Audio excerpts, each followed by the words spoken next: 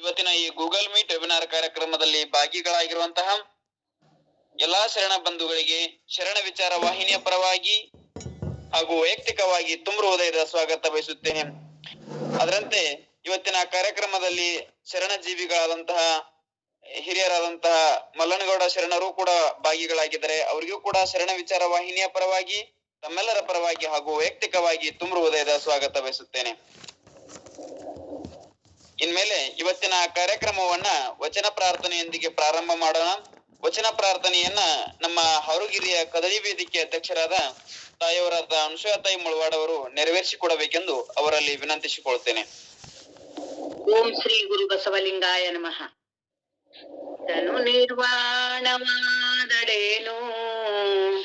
ಆಶೆ ನಿರ್ವಾಣವಾಗದನ್ನಕ್ಕ. ತನು ನಿರ್ವಾಣವಾದಡೇನು ಆಶೆ ನಿರ್ವಾಣವಾಗದನ್ನಕ್ಕ. ಮಂಡೆ ಬೋಳಾದಡೇನು ಹುಟ್ಟು ಬೋಳಾಗದನ್ನಕ್ಕ. ಮಂಡೆ ಬೋಳಾದಡೇನು ಹುಟ್ಟು ಬೋಳಾಗದನ್ನಕ್ಕ. ಹುಟ್ಟು ಬೋಳಾಗದನ್ನಕ್ಕ. ತನು ನಿರ್ವಾಣವಾದಡೇನು ಆಶೆ ನಿರ್ವಾಣವಾಗದನ್ನಕ್ಕ. ತನು ನಿರ್ವಾಣವಾದಡೇನು ಆಶೆ ನಿರ್ವಾಣವಾಗದನ್ನಕ್ಕ. ಇಂದ್ರಿಯ ನಿಗ್ರಹವಾದಡೇನು ಇಂದ್ರಿಯ ನಿಗ್ರಹವಾದಡೇನು ಷಡುಸಲಾನುಗ್ರಹವಾಗದನ್ನಕ್ಕ.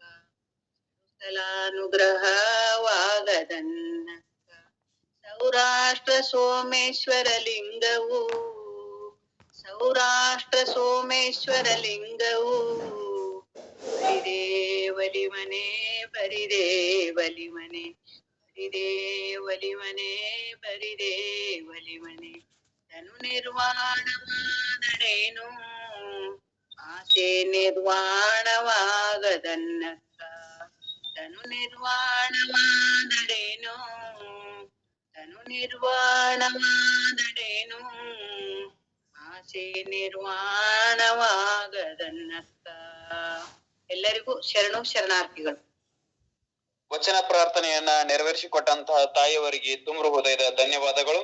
ಇನ್ಮೇಲೆ ಗುರುಗಳಾದ ಎಂ.ಜಿ. ಮುಳ್ಕೂರ್ ಗುರುಗಳು ನಿಸರ್ಗೋಪಚಾರದ ಕುರಿತು ತಮ್ಮ ಅನುಭವಾಮೃತವನ್ನ ಉಣಬಡಿಸಬೇಕೆಂದು ಅವರಲ್ಲಿ ವಿನಂತಿ.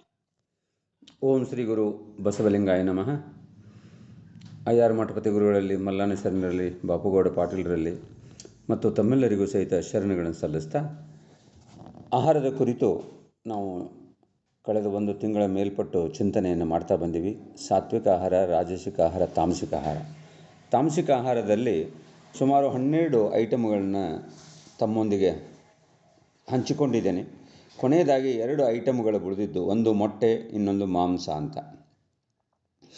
ಅವುಗಳ ಬಗ್ಗೆ ಇವತ್ತು ಚಿಂತನೆಯನ್ನು ಮಾಡಿ ಒಂದು ಸ್ವಲ್ಪ ದಿವಸ ವಿಶ್ರಾಂತಿ ತೊಗೊಂಡು ಮತ್ತೆ ಪುನಃ ಆರೋಗ್ಯದ ಕುರಿತು ಚಿಂತನೆ ನಡೆಸೋಣ ಅಂತ ಹೇಳ್ತಾ, ಮೊಟ್ಟೆ. ನಾನು ಬೆಂಗಳೂರಿನಲ್ಲಿ ಸೇವೆ ಸಲ್ಲಿಸಿದ ಸಂದರ್ಭದಲ್ಲಿ ಎನಿಮಲ್ ಹಸ್ಬೆಂಡ್ರಿ ಡಿಪಾರ್ಟ್ಮೆಂಟ್ ಡೈರೆಕ್ಟರೇಟ್ ಇದೆ ವಿಶ್ವೇಶ್ವರಯ್ಯ ಟವರಲ್ಲಿ, 9ನೇ ಮಹಡಿ ಏನೋ ಕಾಣುತ್ತೆ. ಅಲ್ಲಿ ಮಧ್ಯಾಹ್ನ ಒಬ್ಬರು ನಮ್ಮ ಯೋಗ ಸ್ಟೂಡೆಂಟನ್ನೇ ನಮ್ಮ ನ್ಯಾಚುರೋಪತಿ ಕ್ಲಾಸನ್ನು ಅರೇಂಜ್ ಮಾಡಿದರು ಮಧ್ಯಾಹ್ನ ಲಂಚ್ ಅವರಲ್ಲಿ. ಅಲ್ಲಿ ಹೋಗಿ ನಾವು ಪಾಠ ಮಾಡೋ ಸಂದರ್ಭದಲ್ಲಿ ನೋಡಿದೆ, ಅದು ದೊಡ್ಡ ಹಾಲಲ್ಲಿ ಪಾಪ ಎಲ್ಲ ಕೂತ್ಕೋತಾಯಿದ್ರು. ಆಫೀಸಲ್ಲೇ ಮಾಡ್ತಾಯಿದ್ದೀವಿ. ಅಲ್ಲಿ ಬರೆದಿದ್ರು ಅವರು, ದಿನಾಲೂ ಒಂದು ಮೊಟ್ಟೆ ಸೇವಿಸಿ ಆರೋಗ್ಯವಾಗಿರ್ರಿ ಅಂತ.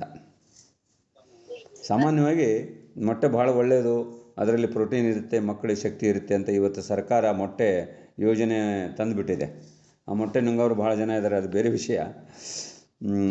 ಬಂಧುಗಳೇ, ಈ ಮೊಟ್ಟೆ ಕೆಲವರು ಏನು ಹೇಳ್ತಾರೆ, ಮೊಟ್ಟೆ ಸಸ್ಯಾಹಾರಿ ಅಂತಾರೆ. ಯಾಕೆ ಸಸ್ಯಾಹಾರಿ ಅಂತ ಅವ್ರು ಹೇಳೋದಂದರೆ, ಅವು ಮುಂದೆ ಮರಿ ಮಾಡೋದಿಲ್ಲಂತೆ. ಮರಿ ಮಾಡದೇ ಇರೋದಕ್ಕೆ ಅದು ಸಸ್ಯಾಹಾರಿ ಅಂತ ಅವರ ಒಂದು ವಾದ. ಹಾಗಾಗಿ ಈ ಮೊಟ್ಟೆ ನಮ್ಮಲ್ಲಿ ಸಸ್ಯಾಹಾರ ಅಂದರೆ ಏನು ಅನ್ನೋದನ್ನು ನಾವು ಸ್ಪಷ್ಟತೆ ತಿಳ್ಕೊಬೇಕಾಗಿದೆ.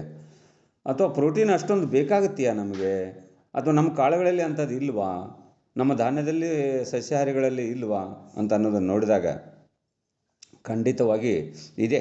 ಆದರೆ ನಾವು ಅದರ ಬಗ್ಗೆ ಯೋಚನೆ ಮಾಡಿಲ್ಲ, ಚಿಂತೆ ಮಾಡಿಲ್ಲ. ಇವತ್ತು ಎಗ್ ರೈಸ್ ಸೆಂಟರ್ ಎಲ್ಲ ಕಡೆ ಇದೆ, ಹಳ್ಳಿಗಳಲ್ಲಿ ಎಲ್ಲ ಹಳ್ಳಿಗಳಲ್ಲೂ ಬಂದಿದೆ. ನಮ್ಮ ಚಿಕ್ಕ ಹಳ್ಳಿ ಅಂತ, ನಾವು ಕಿತ್ತೂರು ಹತ್ರ ಹಳ್ಳಿ ಜಮಳೂರು ಅಂತ, ಆ ಹಳ್ಳಿನಲ್ಲಿ ಸಹಿತ ಬಸ್ ಸ್ಟ್ಯಾಂಡಲ್ಲಿ ಎಗ್ ರೈಸ್ ಸೆಂಟರ್ ಇಟ್ಟು ಆಗಲೇ 10-12 ವರ್ಷ, 15-20 ವರ್ಷ ಆಗಿರ್ಬೇಕು ಅನಿಸುತ್ತೆ ನನಗೇನು. ಸೊ ಅದು ದೊಡ್ಡ ಒಂದು ಪ್ರಾಶಸ್ತ್ಯತೆಯನ್ನು ಪಡ್ಕೊಂಡ್ಬಿಟ್ಟಿದೆ ಎಗ್ ರೈಸ್ ಅನ್ನೋದು. ಮಕ್ಕಳಂದರೆ ಅದಕ್ಕೆ ಮುಗಿ ಬೀಳ್ತಾರೆ, ಅದೇನೋ ಅಜಿನೋಮೋಟೋ ಸೇರಿಸಿ ಅದನ್ನೇನೋ ಮಾಡ್ತಾರಂತೆ, ಅದು ಗೊತ್ತಿಲ್ಲ ನನಗೆ. ಈ ಮೊಟ್ಟೆ ಎಷ್ಟು ಇದು ಸಸ್ಯಾಹಾರ ಅಂತ ನಾವು ಹೇಳ್ತಾ ಇದ್ದೀವಿ. ಅದು ಸಸ್ಯಾಹಾರ ಅಂದರೆ ಸಸ್ಯದಿಂದ ಬಂದದ್ದು ಸಸ್ಯಾಹಾರ. ನಾನು ಮೊನ್ನೆ ನಿಮಗೆ ತಮಗೆ ಹಿಂದಿನ ಒಂದು ಚಿಂತನೆಯಲ್ಲಿ ಹೇಳಿದ್ದೆ, ನಾವೆಲ್ಲ ಧಾನ್ಯಾಹಾರಿಗಳಂತ, ನಾವೆಲ್ಲ ಸಸ್ಯಾಹಾರಿಗಳಲ್ಲ. ಮುಂಚೆ ಇದ್ದೀವಿ ಸಸ್ಯಾಹಾರಿಗಳು. ಯಾವಾಗ ಬೆಂಕಿ ಇರಲಿಲ್ಲವೋ, ಬೆಂಕಿ ಕಂಡು ಹಿಡಿದು 3000 ವರ್ಷ ಆಯಿತು ಅಂತ ಹೇಳ್ತಾ ಇದ್ದಾರೆ. 3000 ವರ್ಷಗಳ ಹಿಂದೆ ನಾವು ಸಸ್ಯಾಹಾರಿಗಳಾಗಿದ್ದೀವಿ. ಈಗ ಧಾನ್ಯಾಹಾರಿಗಳಾಗಿದ್ದೀವಿ. ಯಾಕೆ ಧಾನ್ಯಾಹಾರಿಗಳಾಗಿದ್ದೀವಿ ಅಂತಂದರೆ, ನಮ್ಮ ತಟ್ಟೆನಲ್ಲಿ 70-80% ಧಾನ್ಯಗಳೇ ಇರುತ್ತೆ. ತರಕಾರಿ ಏನೋ, ಪಲ್ಯನೋ, ಸೊಪ್ಪೇನೋ ಸ್ವಲ್ಪ ಇರುತ್ತೆ, ಅಷ್ಟೇ. ಒಂದು 20-30% ಇರುತ್ತೆ. ಮಿಕ್ಕಿದ್ದೆಲ್ಲ ಸಸ್ಯಾಹಾರನೇ ಅಲ್ಲ, ಧಾನ್ಯಗಳೇ ಇರೋದ್ರಿಂದ ನಾನು ಅದಕ್ಕೆ ಹೊಸ ಹೆಸರು, ನಾವು ಧಾನ್ಯಾಹಾರಿಗಳಂತ ಹೊಸ ನಾಮಕರಣವನ್ನು ಮಾಡಿರೋದು. ಮೊಟ್ಟೆಯಲ್ಲಿ ಪ್ರೋಟೀನ್ ಇದೆ, ಒಪ್ಕೊಳ್ಳೋಣ, ಆಯಿತು. ಅದು ಸಸ್ಯದಿಂದ ಬಂದದ್ದಲ್ಲ, ಅದು ಪ್ರಾಣಿಜನ್ಯ ವಸ್ತು. ಹಾಗಾಗಿ ವಿದೇಶದಲ್ಲಿ ತಮಗೆ ಹೇಳಬೇಕು ಅಂದರೆ, ಹಾಲನ್ನೇ ಅವರು ಪ್ರಾಣಿಜನ್ಯ ವಸ್ತು, ಮಾಂಸಾಹಾರ ಅಂತ ಅಮೇರಿಕಾದಲ್ಲಿ ವರ್ಲ್ಡ್ ವೆಜಿಟೇರಿಯನ್ ಸೊಸೈಟಿ ಅಂತ ಇದೆ, ವಿಶ್ವ ಸಸ್ಯಾಹಾರಿಗಳ ಸಂಘ ಅಂತ ಮಾಡ್ಕೊಂಡಿದ್ದಾರೆ. ಅವರು ಹೇಳ್ತಾರೆ ಹಾಲು ಸಹಿತ ಅವರು ಏನು ಪ್ರಾಣಿಜನ್ಯ ವಸ್ತು ಇರೋದ್ರಿಂದ ಅದು ಮಾಂಸಕ್ಕೆ ಸಮ ಅಂತ. ಆದರೆ ನಮ್ಮ ಭಾರತೀಯರಲ್ಲಿ ಹಾಲು ಉತ್ಕೃಷ್ಟ, ಶ್ರೇಷ್ಠ ಅಂತ ನಾವು ಅದನ್ನು ಉಪಯೋಗಿಸ್ತಾ ಇದ್ದೀವಿ. ಇರಲಿ, ಮೊಟ್ಟೆನಲ್ಲಿ ಪ್ರೋಟೀನ್ ಇದೆಯಲ್ಲ, ಆ ಪ್ರೋಟೀನಿಗೆ ಈಕ್ವಲೆಂಟಾಗಿ ನಮ್ಮಲ್ಲಿ ಏನಿದೆ ಅಂತಂದರೆ ಶೇಂಗಾ, ಕಳ್ಳೆಕಾಯಿ ಬೀಜ ಅಂತ ಬೆಂಗಳೂರು ಕಡೆ ಹೇಳ್ತಾರೆ. ಈ ಶೇಂಗಾ, 100 ಗ್ರಾಮ್ ಶೇಂಗಾ ತಗೊಂಡು ನೀವು 100 ಗ್ರಾಮ್ ಶೇಂಗಾನ ನೆನೆ ಹಾಕಿ ತಿಂದರೆ ಅದರಲ್ಲಿರುವ ಪ್ರೋಟೀನು 8 ಮೊಟ್ಟೆಗೆ ಸಮ ಅಂತ ಹೇಳ್ತಾ ಇದ್ದಾರೆ. ನೋಡಿ, 8 ಮೊಟ್ಟೆಗೆ ಸಮ ಅಂದರೆ 8 ಮೊಟ್ಟೆನಲ್ಲಿ ನೀವು ತಿಂದು ಜೀರ್ಣ ಮಾಡಿಕೊಳ್ಳುವ ಶಕ್ತಿ ಎಷ್ಟಿರುತ್ತೆಯೋ, 8 ಮೊಟ್ಟೆ ತಿನ್ನಬೇಕಂದ್ರೆ ಎಷ್ಟು ನಾವು ಅದನ್ನು ಜೀರ್ಣ ಮಾಡ್ಕೋಬೇಕಂದ್ರೆ ನಮಗೆ ಎಷ್ಟು ಶಕ್ತಿ ವ್ಯಯ ಆಗುತ್ತೆ ಅದನ್ನು ಗಮನಿಸಬೇಕು.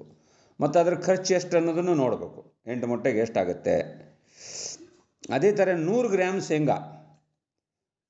ಶೇಂಗಾ ನೆನೆ ಹಾಕಿ ತಿನ್ನಬೇಕು. ಅದು ಹಾಗೆ ಅಲ್ಲ, ಕೆಲವರೆಲ್ಲ ಹುರಿದ್ಬಿಟ್ಟು ಕರೆದ್ಬಿಟ್ಟು ತಿಂತಾರೆ. ಕರೆದ್ಬಿಟ್ಟು ಹುರಿದ್ಬಿಟ್ರೆ ಅಂದರೆ ಅದು ಹೋಯ್ತು, ಅದರದ್ದು ಸತ್ವ ಎಲ್ಲ. ಅದನ್ನು ನೆನೆ ಹಾಕಿದರೆ ಅದರಲ್ಲಿ ಸತ್ವ ಬರೋಕ್ಕೆ ಶುರುವಾಗುತ್ತೆ, ಜೀವ ಉತ್ಪತ್ತಿಯಾಗಕ್ಕೆ ಶುರುವಾಗುತ್ತೆ. ಆ ಪ್ರೋಟೀನಿಗೆ 8 ಮೊಟ್ಟೆ ಸಮ ಅಂತ.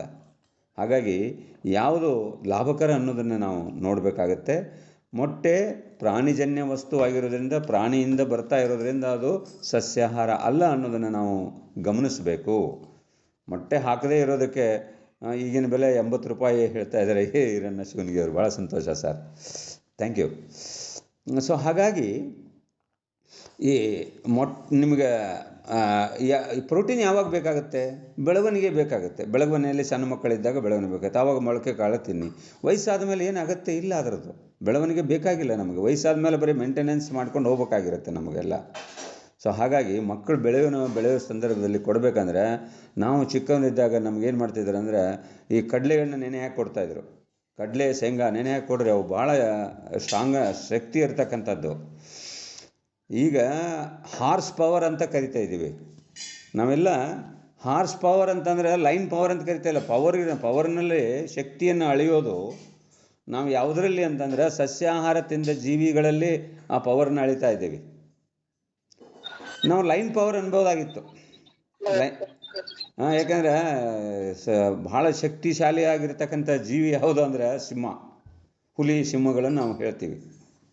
ಅವು ಹಿಂಸೆ ಮಾಡ್ತಕ್ಕಂಥದ್ದು, ಸಾಯಿಸ್ತಕ್ಕಂಥದ್ದು ಅಷ್ಟೇ ಅವುಗಳದ್ದು. ಹಾಗಾಗಿ ಅವುಗಳ ಲೈನ್ ಪವರ್ ಅನ್ನಲ್ಲ, ಟೈಗರ್ ಪವರ್ ಅನ್ನೋದಿಲ್ಲ.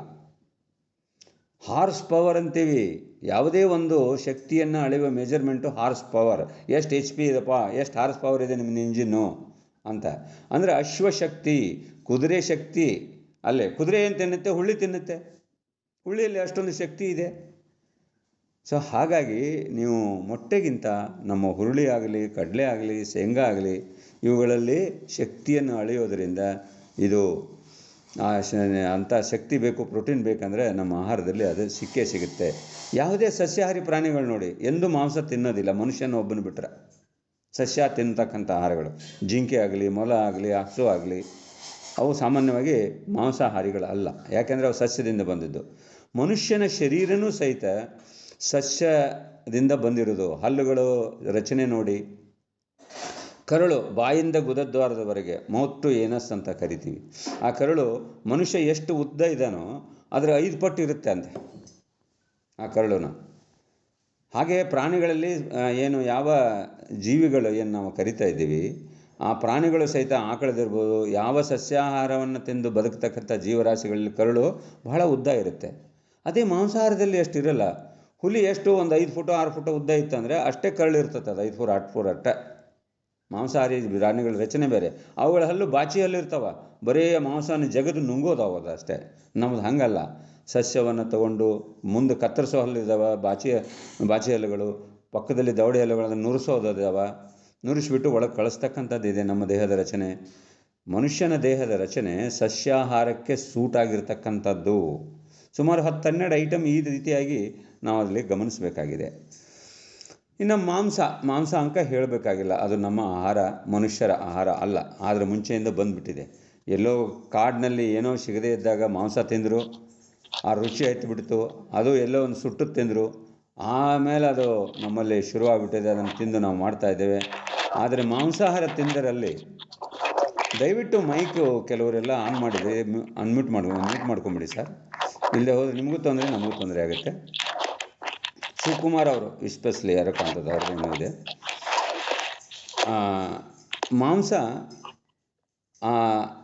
ಮಾಂಸಾಹಾರಿಗಳಲ್ಲಿ ಏನಾಗುತ್ತೆ ಗಮನಿಸಿ, ರೋಗಗಳು ಜಾಸ್ತಿ ಇರುತ್ತೆ.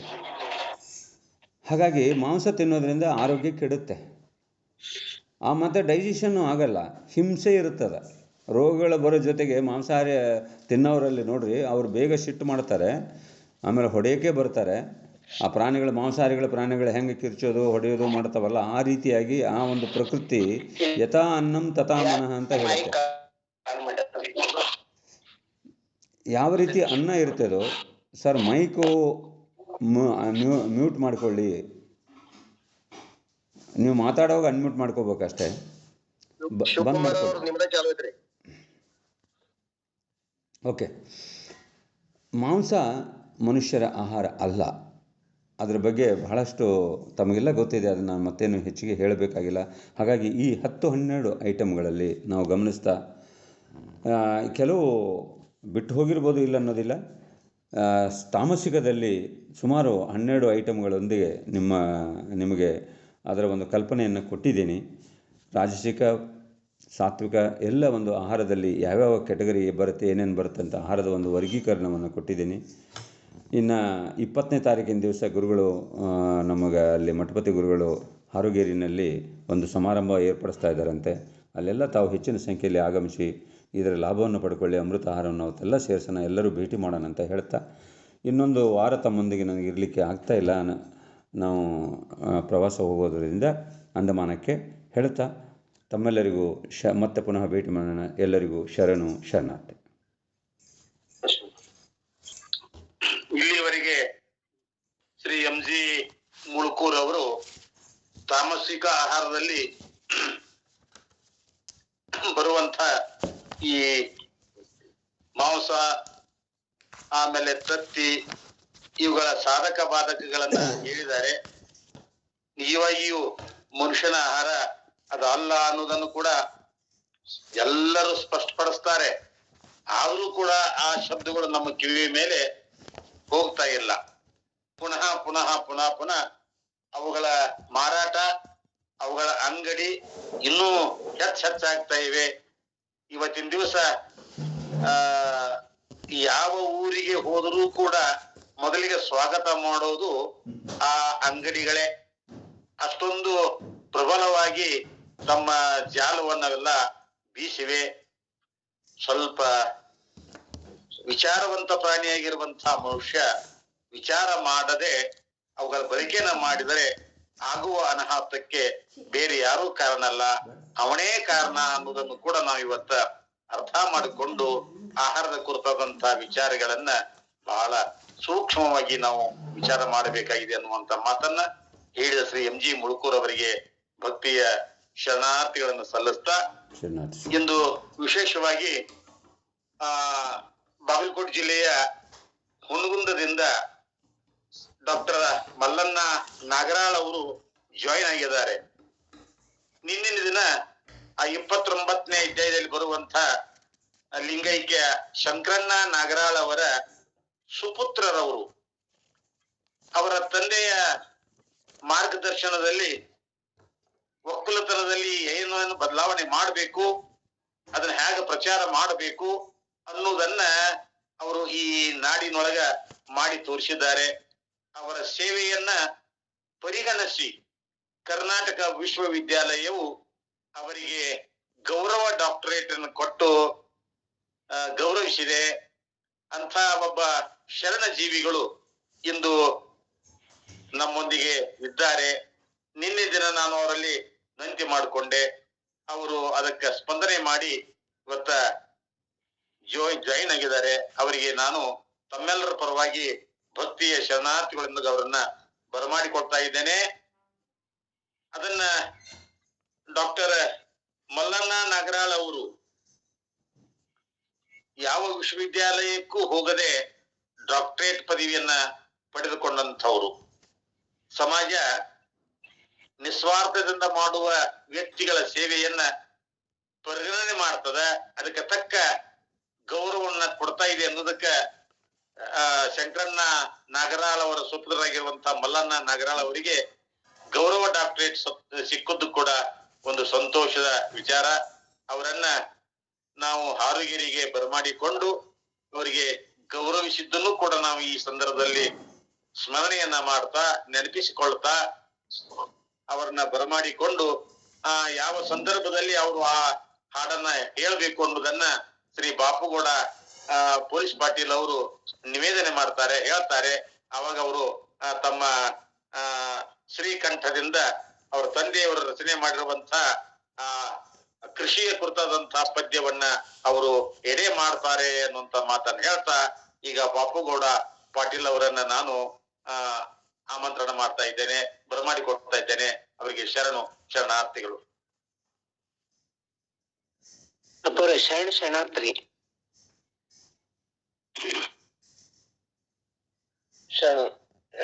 ಎಲ್ಲರಿಗೂ ಶರಣಾರ್ಥಿ. ಅಂಡಮಾನ್ ಪ್ರವಾಸಕ್ಕೆ ಹೋಗ್ತಾ ಇರುವಂತ ಶ್ರೀ ಎಂ ಜಿ ಮುಳುಕೂರ್ ಅವರು ಮತ್ತು ಅವರ ಜೊತೆಗೆ ಪ್ರವಾಸಕ್ಕೆ ಹೋಗ್ತಾ ಇರುವಂತ ಎಲ್ಲರಿಗೂ ಕೂಡ ನಾವು ಶುಭ ಹಾರೈಸ್ತೇವೆ. ಅವರ ಪ್ರವಾಸ ಚೆನ್ನಾಗಿ ಆಗಲಿ ಅಂತ. Thank you sir. ಎರಡನೇದಾಗಿ ಮಲ್ಲಣ್ಣ ನಾಗರಾಳ್ ಅವರು ಅಪ್ಪ ನೀನ ಹಾಡೋಕಿಲ್ಲ. ನಾ ಹಾಡೋದಕ್ಕಿಂತ ನೀವ್ ಹಾಡೋದೇ ಚಲೋ ಆಗೋದಿಲ್ಲ. ಅದಕ್ಕೆ ಹಿಂದಿನ ಅಧ್ಯಾಯದಲ್ಲಿ ಅದರ ಪ್ರಸ್ತಾಪ ಬಂದಿರೋದ್ರಿಂದ ಈಗನೇ ಹೊಲ ನೋಡು ಇಳುಕಲಿ ಮಣ್ಣೆಲ್ಲ ಸವಕಳಿ ಅನ್ನುವಂತ ಶಂಕರಣ್ಣ ಕಾಕ ಅವರ ಆ ಪದ್ಯವನ್ನ ಅವರು ಈಗ ಹಾಡಿದ ನಂತರನೇ ನಾನು ಉರಿಯ ಗದ್ದುಗೆ ಓದನ್ನ ಮುಂದುವರಿಸ್ತೇನೆ. ಮಲ್ಲಣ್ಣ ಅವ್ರಿಗೆ ನಾನು ವಿನಂತಿ ಮಾಡ್ಕೊತೇನೆ, ದಯವಿಟ್ಟು ಆ ಹಾಡು ಹೇಳ್ಬೇಕು. ಆಗಲ್ರಿ. ಓಂ ಶ್ರೀ ಗುರು ಬಸವಲಿಂಗಾಯ ನಮಃ. ಘನಮಕೇಶಯ ನಮಃ. ಇಂದು ಈ ಆನ್ಲೈನ್ ಮುಖಾಂತರ ಸಾನ್ನಿಧ್ಯ ವಹಿಸಿದಂತ ಮಠಪತಿ ಅಪ್ಪಾಜಿ ಅವರಲ್ಲಿ, ಬಾಪುಗೌಡ ಅಪ್ಪ ಅವರಲ್ಲಿ ಹಾಗೂ ನಿಸರ್ಗ ಚಿಕಿತ್ಸೆ ವೈದ್ಯರಾದಂತ ಮುಳುಗುನ್ ಸಾಹೇಬರಲ್ಲಿ ಈ ಕಾರ್ಯಕ್ರಮದಲ್ಲಿ ಪಾಲ್ಗೊಂಡ ಯಾವತ್ತು ಶರಣು ತಂದೆ ತಾಯಿಯಂದರೆ, ಅಣ್ಣ ತಮ್ಮಂದರೆ, ಅಕ್ಕ ತಂಗಿಯರಿಗೆಲ್ಲ ನನ್ನ ಭಕ್ತಿಯ ಶರಣಾರ್ಥಿಗಳು. ಇವತ್ತಿನ ದಿವಸ ಹಸುವು ಹಿಂಗಿಸುವುದು, ಅರಿವು ಮೂಡಿಸುವುದು ಇಂದು ಬೇಕಾಗ್ಯದ. ಒಕ್ಕಲ್ತನ ಅಂದ್ರೆ ಒಂದು ಉಪಜೀವನದ ಉದ್ಯೋಗ. ಇದನ್ನ ಬಿಟ್ರೆ ಗತಿ ಇಲ್ಲ. ಇದರಿಂದ ಜಗತ್ತ ಬದುಕೆತ್ತ.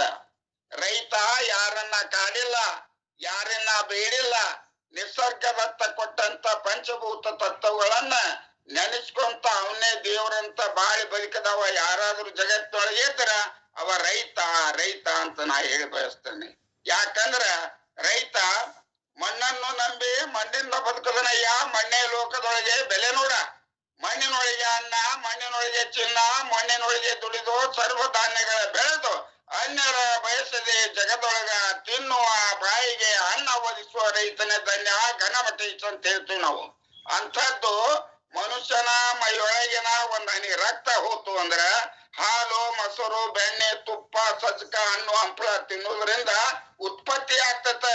ಭೂಮಿ ಒಳಗಿನ ಒಂದು ಕಣ ಮಣ್ಣು ಹೋತು ಅಂದ್ರ 1 ಇಂಚು ಮಣ್ಣು ತಯಾರಾಗಬೇಕಾದ್ರ 1,000 ವರ್ಷ ಬೇಕಾಗ್ತಂತ, 1,000 ವರ್ಷ ಬೇಕಾಗ್ತಂತ. ಅಂತ ಮಣ್ಣಿಗೆ ಗನ್ಮಡದಪ್ಪನವ್ರು ಒತ್ತು ಕೊಟ್ಟು ಹೇಳ್ತಾರ, ಮಣ್ಣು ಕಾಮಧೇನು, ಮಣ್ಣು ಕಲ್ಪವೃಕ್ಷ, ಮಣ್ಣು ಚಿಂತಾಮಣಿ, ಮಣ್ಣು ಪುರುಷದ ಕಣಿ ಅಂತ ಹೇಳಿ ಕಾಚೆ ಮಣ್ಣಿಗೆ ಒತ್ತು ಕೊಟ್ಟು ಹೇಳಿದವ್ರು ನಮ್ಮಪ್ಪ ಗನ್ಮಡದಪ್ಪರು. ಅಂತ ಮಣ್ಣನ್ನ ನಾವು ಕಣಗಂಡು ಕಳಿಬಾರ್ದಪ್ಪ. ಮಣ್ಣೊಳಗ ಅನ್ನದ, ಮಣ್ಣಿನೊಳಗ ಚಿನ್ನದ, ಮಣ್ಣಿನೊಳಗ ದವಸ ಧಾನ್ಯದಪ್ಪ, ಎಲ್ಲದು ಆ ಮಣ್ಣಿನೊಳಗ ಐತಿ. ಆ ಮಣ್ಣನ್ನ ನಾವು ನೀವು ಎಲ್ಲರೂ ಬಿದ್ದ ನೀರು ಹರಿಯದಂತೆ, ಇದ್ದ ಮಣ್ಣು ಹೋಗದಂತೆ ಬುದ್ಧಿವಂತಿಕೆಯಿಂದ ಕಾಪಾಡಿ, ಹದ ಬೆಲೆ ನೋಡಿ ಗಳೆ ಮಾಡಿ, ತತಿ ನೋಡಿ ಶುದ್ಧ ಬೀಜವನ್ನು ಬಿತ್ತಿ, ಶಿಶುಗಳಂತೆ ಸಸಿಗಳನ್ನ ಸಲಿವರ ಸಮೃದ್ಧಿ ಬೆಳೆ ಬರುವುದು ನಿಶ್ಚಿತ ಅಂತ ಹೇಳಿ ಗನ್ಮಡಪ್ಪನವ್ರು ಹೇಳ್ದಂಗ ನಮ್ ತಂದೆಯವರು ಮಣ್ಣಿನೊಳಗ ಮಣ್ಣಾಗಿ ಹಣ್ಣಾಗಿ ತಮ್ಮ ಅನುಭವವನ್ನ ಮಣ್ಣಿನ ಮಹತ್ವ ಕುರಿತು ಇವತ್ತ ಆ ಮಣ್ಣಿನ ಬಗ್ಗೆ ಬಹಳ ಸುಂದರವಾಗಿ ಬರೆದರು ಅವರು. ಅದನ್ನ ಅಪ್ಪಾಜಿ ಅವರ ಹಾಡ್ಬೇಕಾಗಿತ್ತು, ನನ್ನ ಕಡೆಯಿಂದ ಹಾಡಿಸ್ತಾರ. ಇದು ಒಂದು ನನ್ನ ಭಾಗ್ಯ. ಯಾಕಂದ್ರೆ ವಿನಯವಿಲ್ಲದೆ ವಿದ್ಯೆ ಬಾರದು, ಪುಣ್ಯವಿಲ್ಲದೆ ಜ್ಞಾನ ದೊರೆಯದು, ಚೆನ್ನಾಗಿ ಬೇಸಾಯವಿಲ್ಲದೆ ಭೂಮಿ ಬೆಳೆಯದು, ಅಣ್ಣ ಬಸವಣ್ಣನ ತತ್ವ ಇಲ್ಲದೆ ಸುಖ ಶಾಂತಿ ತೋರುದು ಹೇಳ ಚತ್ತರಿಗೆ ವಿಜಯ ಅಂತ ಹೇಳಿ ಕುರಿತು ಮಣ್ಣಿನ ಬಗ್ಗೆ ನಾ ಹಾಡಿ ತೋರಿಸ್ತೇನೆ ನಾನು. ಹೊಲ ನೋಡೋ ಏಳೋ ಕಲಿ ಮಣ್ಣೆಲ್ಲ ಸವ ಕಳಿ, ಹೊಲ ನೋಡೋ ಏಳೋ ಕಲಿ ಮಣ್ಣೆಲ್ಲ ಸವ ಕಳಿ, ಇಳಕಲಿಗಡ್ಡ ಒಡ್ಡ ಹಾಕೋ ಸವಕಳಿ ಆಗ್ದಂಗ, ಮಣ್ಣು ಸವಕಳಿ ಆಗ್ದಂಗ, ಮಣ್ಣು ನೀರು ಹಿಡಿಯಂಗ, ಮಣ್ಣು ನೀರು ಹಿಡಿಯಂಗ. ಮಣ್ಣು ಹೋದರೆ ರೈತನ ಕಣ್ಣು ಹೋದಂತೆ, ದೇಹಕ್ಕೆ ಹುಣ್ಣು ಆದಂತೆ, ನಾಡಿನ ಪುಣ್ಯ ತೀರದಂತೆ.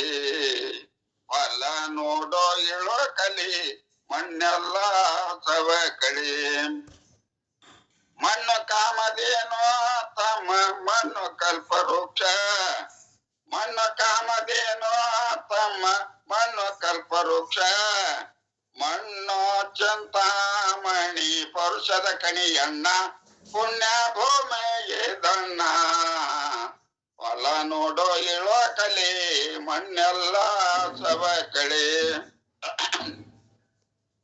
ಅಂಗೈಯಂತೆ ಹೊಲ ಮಾಡೋ ಮುಂಗೈ ತುಂಬ ತುಪ್ಪ ಹೊಡಿ, ಅಂಗೈಯಂತೆ ಹೊಲ ಮಾಡೋ ಮುಂಗೈ ತುಂಬ ತುಪ್ಪ ಹೊಡಿ.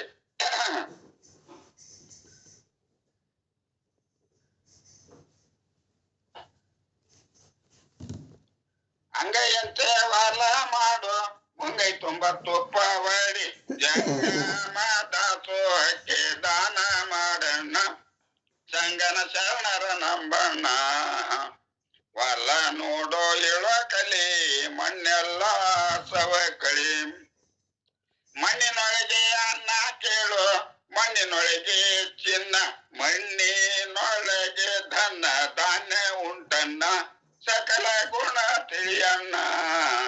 ಹೊಲ ನೋಡೋ ಏಳೋ ಕಲಿ ಮಣ್ಣೆಲ್ಲ ಸವ ಕಳಿ, ಮಣ್ಣಿನೊಳಗೆ ದುಡಿದು ಸರ್ವ ಧಾನ್ಯಗಳ ಬೆಳೆದು, ಮಣ್ಣಿನ ಮಡಿ ಮಾಡಿ ಹಣ್ಣಿನ ಗಿಡ ಊರಿ ಪುಣ್ಯ ಪಡಿ ಅಣ್ಣ, ಜಗಕ್ಕೆ ಅನ್ನ ಹಾಕಣ್ಣ. ಹೊಲ ನೋಡೋ ಏಳೋ ಕಲಿ ಮಣ್ಣೆಲ್ಲ ಸವ ಕಳಿ, ಸುರಿಯುವ ಮಳೆಯ ನೀರು ಹರಿದು ಹೋಗದಂಗ, ಸರಿಯಾಗಿ ಹೊಲಕ ನಾವು ಉಳಿಸಬೇಕ ಕಣ್ಣ ಸಿರಿ ದೇವಿಗೆ ನಮಸಣ್ಣ ಭೂಮಿಗೆ ಬೀಜ ಕಣ್ಣ ಹೊಲ ನೋಡೋ ಎಳುವ ಕಲಿ ಮಣ್ಣೆಲ್ಲ ಸವಕಳಿ ನೀರುಣಸದಿರಬೇಡ ನೀರು ನಿಲ್ಲಿಸಬೇಡ ಇದೇನ್ ಬಂದ ನನಗ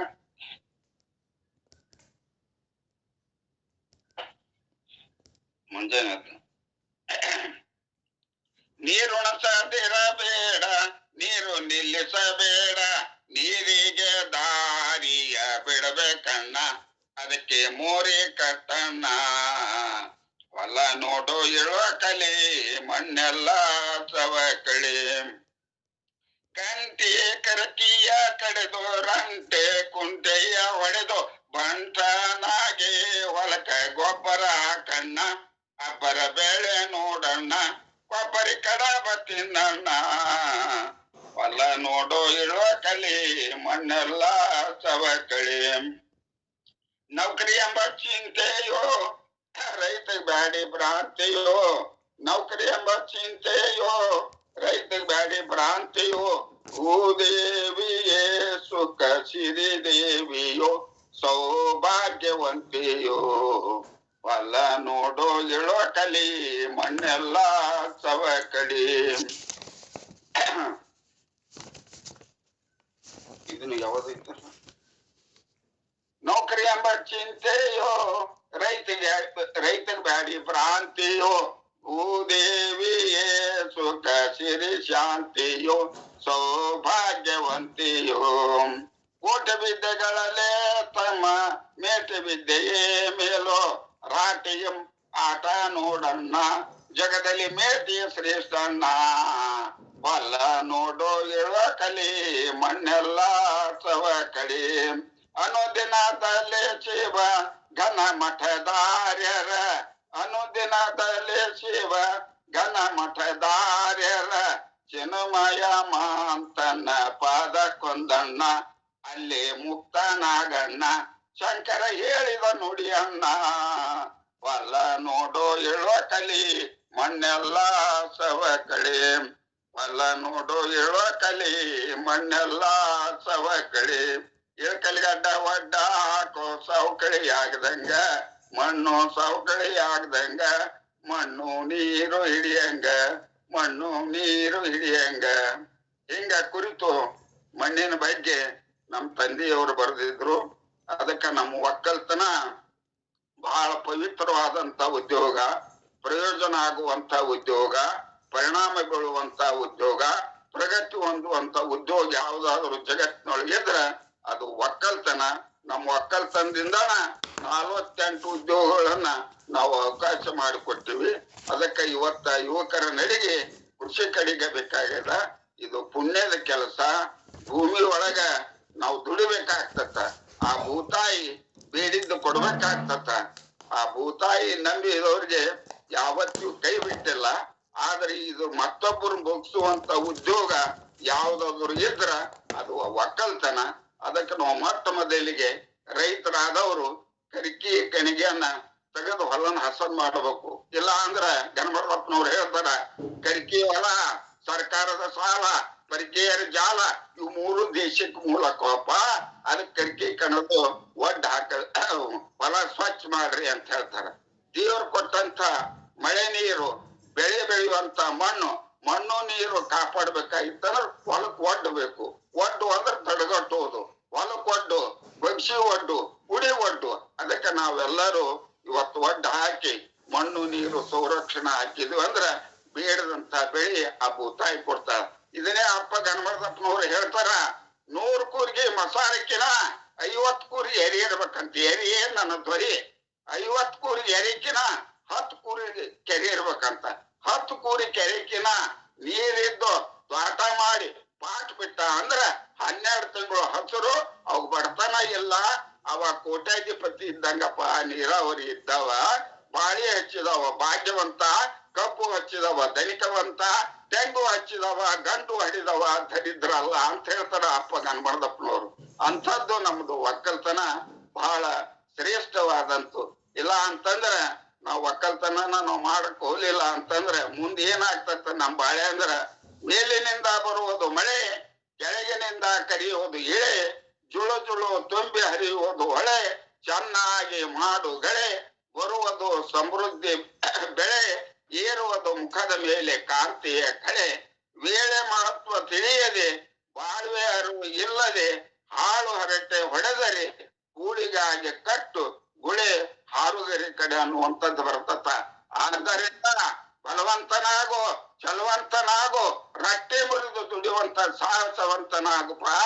ಅದಕ್ಕೆ ನಮ್ಮ ಒಕ್ಕಲ್ತನ ಉದ್ಯೋಗ ಶ್ರೇಷ್ಠ. ಇವತ್ತು ಯುವಕರು ಪ್ರಗತಿಪರ ರೈತರಾಗಬೇಕು, ಪಕ್ಕಾ ರೈತರಾಗಬೇಕು. ಎಂತ ರೈತರಾಗಬೇಕಂತಂದ್ರ ಅದು ಒಂದ್ 41 ನುಡಿ ಅದ. ಅಪ್ಪಾಜಿ ಅವ್ರು ಬಹಳ ಚಂದ ಹಾಡ್ತಾರ, ನಮ್ ಪಾಟೀಲ್ ಅಪ್ಪಾಜಿ ಅವರು. ನಾನು ಒಂದು ಚುಟು ಹೇಳ್ತೇನೆ ಅದನ್ನ. ಪಕ್ಕ ರೈತನಾಗೋದಂದು ತಕ್ಕ ಮಾತ ಹೇಳ್ತೀನಿ, ನೆಪ ಇರ್ಲಿ ತಮ್ಮ ನಿಮ್ಗ ಕಡಿತಾನ. ಒಕ್ಕಲ್ತನದ ಉದ್ಯೋಗಿದು ರೊಕ್ಕ ಮಾಡು ಟಂಕ ಸಾಲಿ, ಲೆಕ್ಕ ಹಾಕಿ ನೋಡು ನೀನು ದೂರತನ. 3 ಲೋಕದ ಜನರಿಗೆಲ್ಲ ಅನ್ನ ನೀರು ಹಾಕುದು ಭೂಮಿ ಕಣ್ಣಾರೆ ನೋಡ್ತಿದ್ದಿ ದಿನ ದಿನ. ಮಣ್ಣು ತಿಂದು ಹುಟ್ಟಿ ನೀನು ಮಣ್ಣು ತಿಂದು ಬೆಳೆದಿದ್ದಮ್ಮ, ಬಿಡಬ್ಯಾಡೋ ಮಣ್ಣಿನ ಗಣಿತಾನ.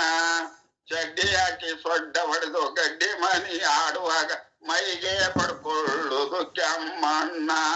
ಮಣ್ಣಿನ ಗುಣ ನೋಡು ಚಿನ್ನದಕ್ಕಿಂತ ಚೊಕ್ಕ, ಕುಸ್ತಿಯ ಹುಡುಗನ ಮೈ ಬಣ್ಣ. ಗಡ್ಡಿ ಮನಿ ಆಡಕ್ಕೇನು ಅಡ್ಡಿ ಇಲ್ಲ ನೋಡ್ತಮ್ಮ, ಗೊಡ್ಡಿ ಕೆವಿ ಬಡಿಬೇಡು ನೀ ಮುಂದ. ಸೊಡ್ಡ ಹೊಡೆದು ವಾರಿ ಹೊಲ್ಕ ಒಡ್ಡ ಹಾಕ ಮುಂದ ನೀನು ಉಣ್ತಿದಿ 2 ಎಮ್ಮಿ ಹಾಲು ಐನ. ದೊಡ್ಡದೊಂದ ಸರಿವನು ಮುಂದ ಗುಡ್ಡದಂತ ಒಡ್ಡು ಹಾಕಿ ದುಡ್ಡ ಕಳ್ಕೊಂಡು ದಿಗಿದಿ ಹಾಕಿ ನೀನು. ದೊಡ್ಡ ಮಾಡ ನೀರು ನಿಂತು ಒಡ್ಡು ಬಿದ್ದು ಆ ಹೊಲ ಬಡ್ಡ್ಯಾಗ ಹೋಗ್ತೈತಿ ನೋಡಣ್ಣ. ವಾರಿ ಉಂಟ ಒಡ್ಡು ಹಾಕಿ ನೀರು ಜಾರಿ ಹೋಗುದಂಗ ಮೂರಿ ಕಟ್ಟೋ ಕಲ್ಲಿನಿಂದ ಸಣ್ಣ ಸಣ್ಣ. ನೀರ್ ಕಡಿಸಿ ಮಣ್ಣು ತಗ್ಸಿ ನೀರೇರಿ ಬರುವಂತೆ ಎಲ್ಲ ಕಡೆ ಮಾಡೋ ನೀ ಒಂದ ಸವನ. ಅಂಗೈಯಂತೆ ಹೊಲ ಮಾಡಿ ಮುಂಗೈ ತುಂಬ ತುಪ್ಪ ಹೊಡಿ, ಜಂಗಮ ದಾಸೋಹಕ್ಕೆ ದಾನ ಮಾಡಣ್ಣ ಕೃಷಿ ಸಂಜೀವಣ್ಣ. ಪಕ್ಕ ರೈತನಾಗೋದೊಂದು ತಕ್ಕ ಮಾತ ಹೇಳ್ತೀನಿ, ನೆಪ ಇರ್ಲಿ ತಮ್ಮ ನಿಮ್ಗ ಕಡಿತಾನ. ಹಿಂಗಿದು 41 ನುಡಿ ಅದ. ಯುವಕರು ಇದರಂಗ ನಾವು ಒಕ್ಕಲ್ತನ ಮಾಡ್ಕೊಂಡು ಹೋಗ್ಬೇಕಾಗ್ತದ. ಅದಕ್ಕೆ ಹಸು ಆದಾಗ ಊಟ ಮಾಡ್ರಿ, ಹಸಿ ಆದಾಗ ಸಸಿ ಹಚ್ಚ್ರಿ, ಕಸು ಇದ್ದಾಗ ದುಡಿದು ಗಳಿಸುವಂತ ಕೆಲಸ ಆಗ್ಬೇಕಾಗತ್ತೆ. ಇವತ್ತು ನಮ್ ಸಂಪತ್ತು ಯಾವ್ದು? ಕೊಠಡಿ ಒಳಗ ದನಗಳ ಸಾಲು, ಕಟ್ಟಿ ಮಗ ನಿಟ್ಟಿನ ಸಾಲು, ಇಟ್ಟರ್ ಒಲಿ ಮಗ ಹಾಲಿನ ಸಾಲು, ಒಟ್ಟಾರ ಬಣಿ ದೊಡ್ಡೊಳಗ ಒಟ್ಟಿನ ಬಡವಿ ಮೇನ್ ಬಡವಿ ಕಟ್ಟಿಗೆ ಕೂಳು ರೂಲು ಬಂಡಿ ಗಳ ಸಮಾನ. ಇದು ನಮ್ ಸಂಪತ್ತು, ಒಡ್ಡು ನಮ್ ಬ್ಯಾಂಕು. ಸಂಪಾತ್ರಿ ನಮ್ಮ ಠೇವಣಿಯಪ್ಪ. ಹಸುಗಳು ಇರಬೇಕು ಮನೆಯಲ್ಲಿ, ಶಶಿಗಳು ಇರಬೇಕು ಹೊಲದಲ್ಲಿ, ಋಷಿಗಳು ಇರಬೇಕು ಆಶ್ರಮದಲ್ಲಿ, ಶಿಶುಗಳು ಬೆಳೆಯಬೇಕು ಶರಣರ ಸಂಘದಲ್ಲಿ, ಕೃಷಿಕನಾಗಬೇಕು ಅನುಭವದಲ್ಲಿ, ಬಸವ ತತ್ವ ಬೇಕು ಜಗದಲ್ಲಿ. ಅದಕ್ಕೆ ಇವತ್ತ ನಾವು ರೈತರು ಒಕ್ಕಲ್ತನ ಮಾಡೋಣ ಅಂತ ಹೇಳಿ, ತೊಟ್ಟಿಲದೊಳಗ ಶಿಶು ಇರಲಿ, ಅಂಕಣದೊಳಗ ಹಸು ಇರಲಿ, ಹೊಲದೊಳಗ ಶಶಿ ಇರಲಿ, ಊರೊಳಗ ಕೃಷಿಕರು ಇರಲಿ, ಮಠದೊಳಗ ಋಷಿಗಳು ಇರಲಿ. ಇಂಥ ಕಾರ್ಯಕ್ರಮ ಸದಾ ನಡೆಯಲಿ, ಜಗದೊಳಗ ಬಸವ ತತ್ವ ಮೆರೆಯಲಿ ಅಂತ ಹೇಳಿ ನನ್ನ 2 ಮಾತುಗಳಿಗೆ ಮಂಗಲ ಮಾಡಿ ಮತ್ತೊಮ್ಮೆ ತಮ್ಮೆಲ್ಲರಿಗೂ ನನ್ನ ಭಕ್ತಿಯ ಶರಣಾರ್ಥಿಗಳು. ಇಲ್ಲಿವರೆಗೆ ಶ್ರೀ ಡಾಕ್ಟರ್ ಮಲ್ಲಣ್ಣ ನಾಗರಾಳ್ ಅವರು ತಮ್ಮ ಅನುಭವಪೂರ್ಣವಾದಂತಹ ಮಾತುಗಳನ್ನ ಸಂದೇಶ ರೂಪವಾಗಿ ಕೊಟ್ಟಿದ್ದಾರೆ. ಅವರ ತಂದೆ ಬರೆದಿರುವಂತಹ ಆ ಕೃಷಿಯ ಕುರಿತಾದಂತಹ ಪದ್ಯವನ್ನು ಕೂಡ ಬಹಳ ಸೊಗಸಾಗಿ ಹಾಡಿದ್ದಾರೆ, ತಿಳಿಸಿದ್ದಾರೆ. ಅವರಿಗೆ ಅವರು ತಮ್ಮ ಸಮಯವನ್ನ ನಮ್ಮೆಲ್ಲರ ಜೊತೆಗೆ ಹಂಚಿಕೊಂಡದ್ದು ಬಹಳ ಸಂತೋಷ. ಅವರ ಮನೆತನ ಶರಣ ಸಂಸ್ಕೃತಿಯ ಮನೆತನ. ಇಲಕಲಿನ ಪೂಜ್ಯ ವಿಜಯ ಮಹಾಂತ ಮಹಾಸ್ವಾಮಿಗಳವರು ಮೇಲಿಂದ ಮೇಲೆ ಅವರ ಮನೆಗೆ ಬಂದು ಪೂಜಾದಿಗಳನ್ನ ಪ್ರಸಾದವನ್ನ ಮಾಡಿಕೊಂಡು ಹೋಗುವಂತಹ ಪ್ರಸಂಗವನ್ನು ಕೂಡ ಅವರು ತಿಳಿಸಿದ್ದಾರೆ. ಅದ್ರ ಜೊತೆಗೆ ಬಾಗಲಕೋಟೆಯ ಮಲ್ಲನಾರರು ಕೂಡ ಮೇಲಿಂದ ಮೇಲೆ ಅವರ ಮನೆಗೆ ಭೇಟಿ ಕೊಡ್ತಾ ಇದ್ರು ಅನ್ನೋದು ಕೂಡ ನಾನು ಕೇಳಿದ್ದೇನೆ. ಅಂತ ಡಾಕ್ಟರ್ ಮಲ್ಲಣ್ಣ ನಾಗರಾಳ್ ಅವರ ಮನೆ ಅದು ಒಂದು ಮಹಾಮನೆ. ಆ ಮಹಾಮನೆ ಒಳಗ ನಾನು ಕೂಡ ಬಹಳಷ್ಟು ಸಲ ಅಲ್ಲಿಗೆ ಹೋಗಿದ್ದೇನೆ. ಆ ಭೂಮಿಯ ಸ್ಪರ್ಶವನ್ನ ಮಾಡಿಕೊಂಡಿದ್ದೇನೆ. ಬಹಳಷ್ಟು ಶರಣರನ್ನ ಅಲ್ಲಿ ಕರ್ಕೊಂಡು ಹೋಗಿ ಮಲ್ಲಣ್ಣನವರನ್ನ ನಾನು ಭೇಟಿ ಮಾಡಿಸಿದ್ದೇನೆ.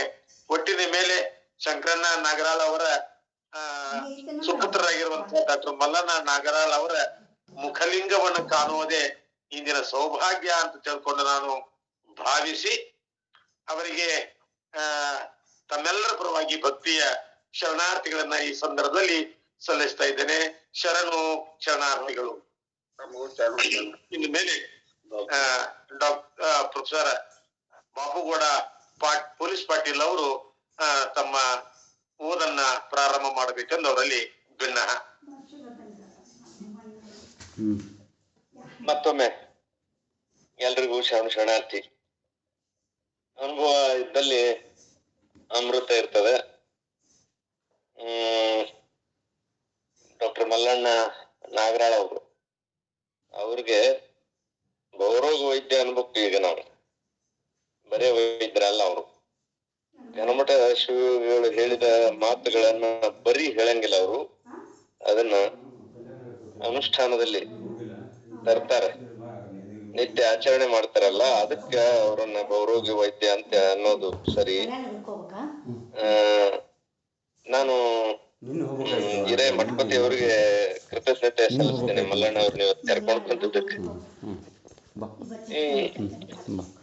ಇವತ್ತು ನಮ್ಮ ಬದುಕಿನ ಲಯ ತಪ್ಪಿ ಎಲ್ಲರಿಗೂ ಒಂದು ರೀತಿಯ ತಲ್ಲಣ ಶುರುವಾಗಿದೆ. ಯಾವ ದೇಶದಲ್ಲಿ ವೈದ್ಯರು ವಕೀಲರು ಶ್ರೀಮಂತರಾಗಿರ್ತಾರ, ಅದರಷ್ಟು ದರಿದ್ರ ದೇಶ ಇನ್ನೊಂದಿಲ್ಲ ಅಂತ.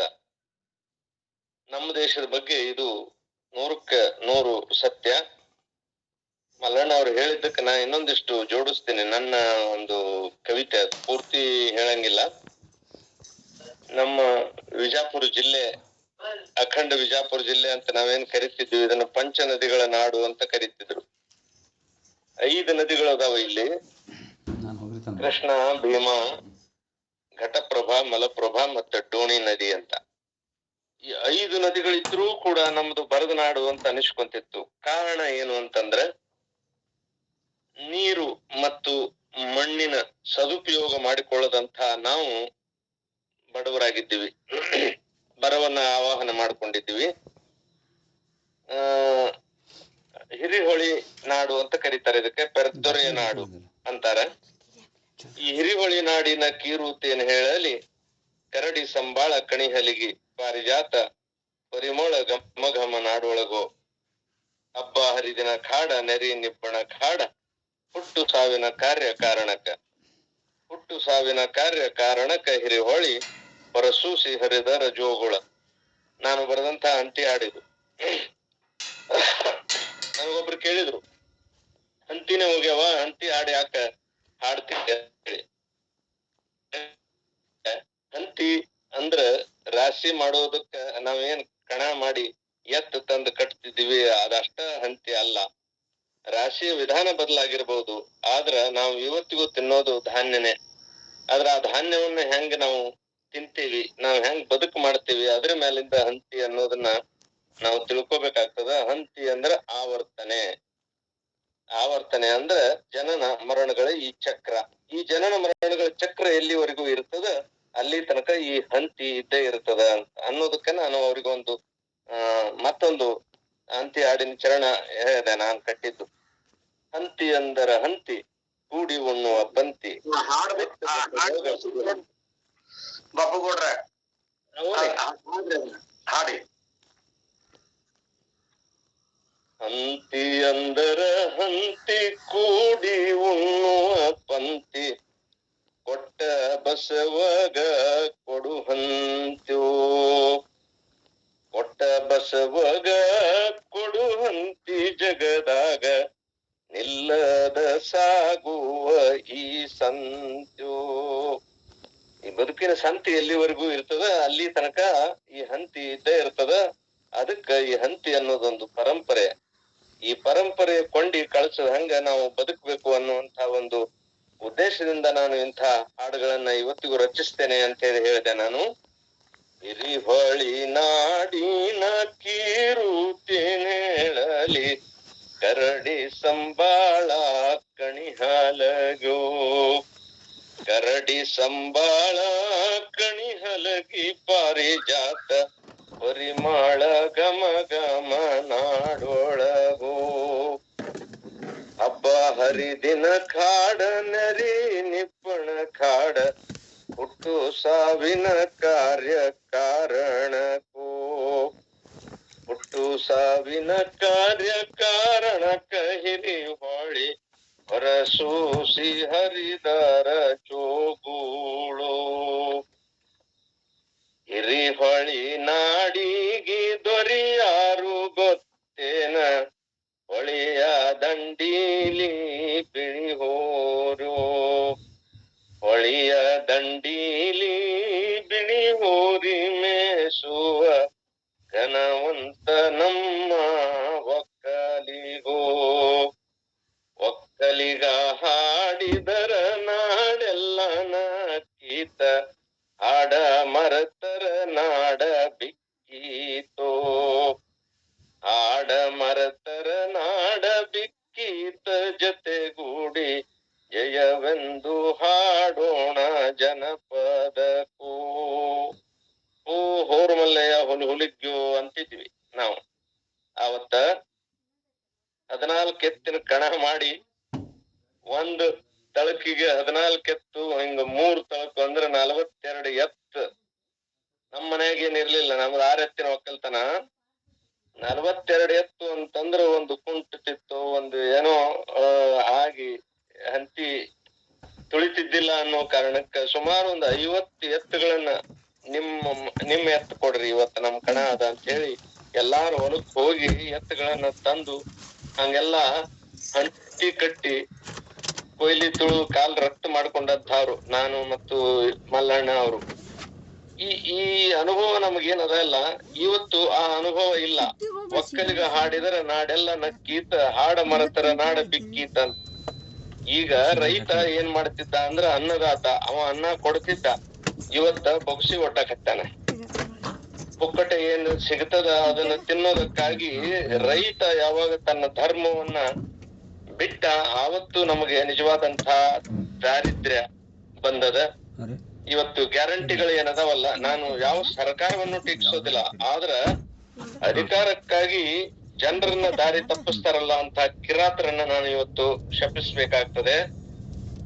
ಅಂದ್ರೆ ಜನರಿಗೆ ದುಡಿದು ಉಂಡ್ರಿ ಅಂತ ಹೇಳೋದ್ರ ಬದ್ಲಿ ಭಿಕ್ಷೆ ಬೇಡ್ರಿ ಅನ್ನೋದನ್ನ ಕಲಿಸ್ತಾ ಇದಾರಲ್ಲ, ಇವ್ರಿಗೆ ನಿಜವಾಗಿಯೂ ಕೂಡ ಮನುಷ್ಯತ್ವ ಇಲ್ಲ ಅಂತ ನಾನು ಈ ಸಂದರ್ಭದಲ್ಲಿ ಹೇಳ್ಬೇಕಾಗ್ತದೆ.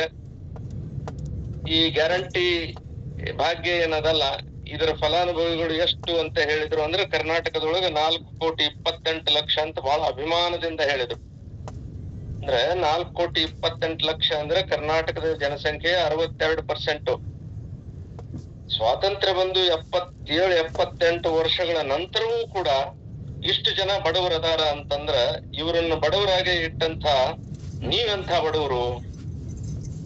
ನಾಚಿಕೆ ಪಟ್ಟುಕೊಳ್ಬೇಕಾದಂತ ಸಂಗತಿಯನ್ನ ಅಭಿಮಾನದಿಂದ ಹೇಳಿಕೊಂಡು ಜನರನ್ನ ದಾರಿದ್ರ್ಯದಲ್ಲೇ ಇಟ್ಟು ಅಧಿಕಾರ ಪಡೆಯುವಂತ ಈ ಭಿಕ್ಷುಕರು, ಅವರಲ್ಲಿ ಎಷ್ಟೇ ಹಣ ಇರ್ಲಿ ಅವರು ಶ್ರೀಮಂತರಲ್ಲ.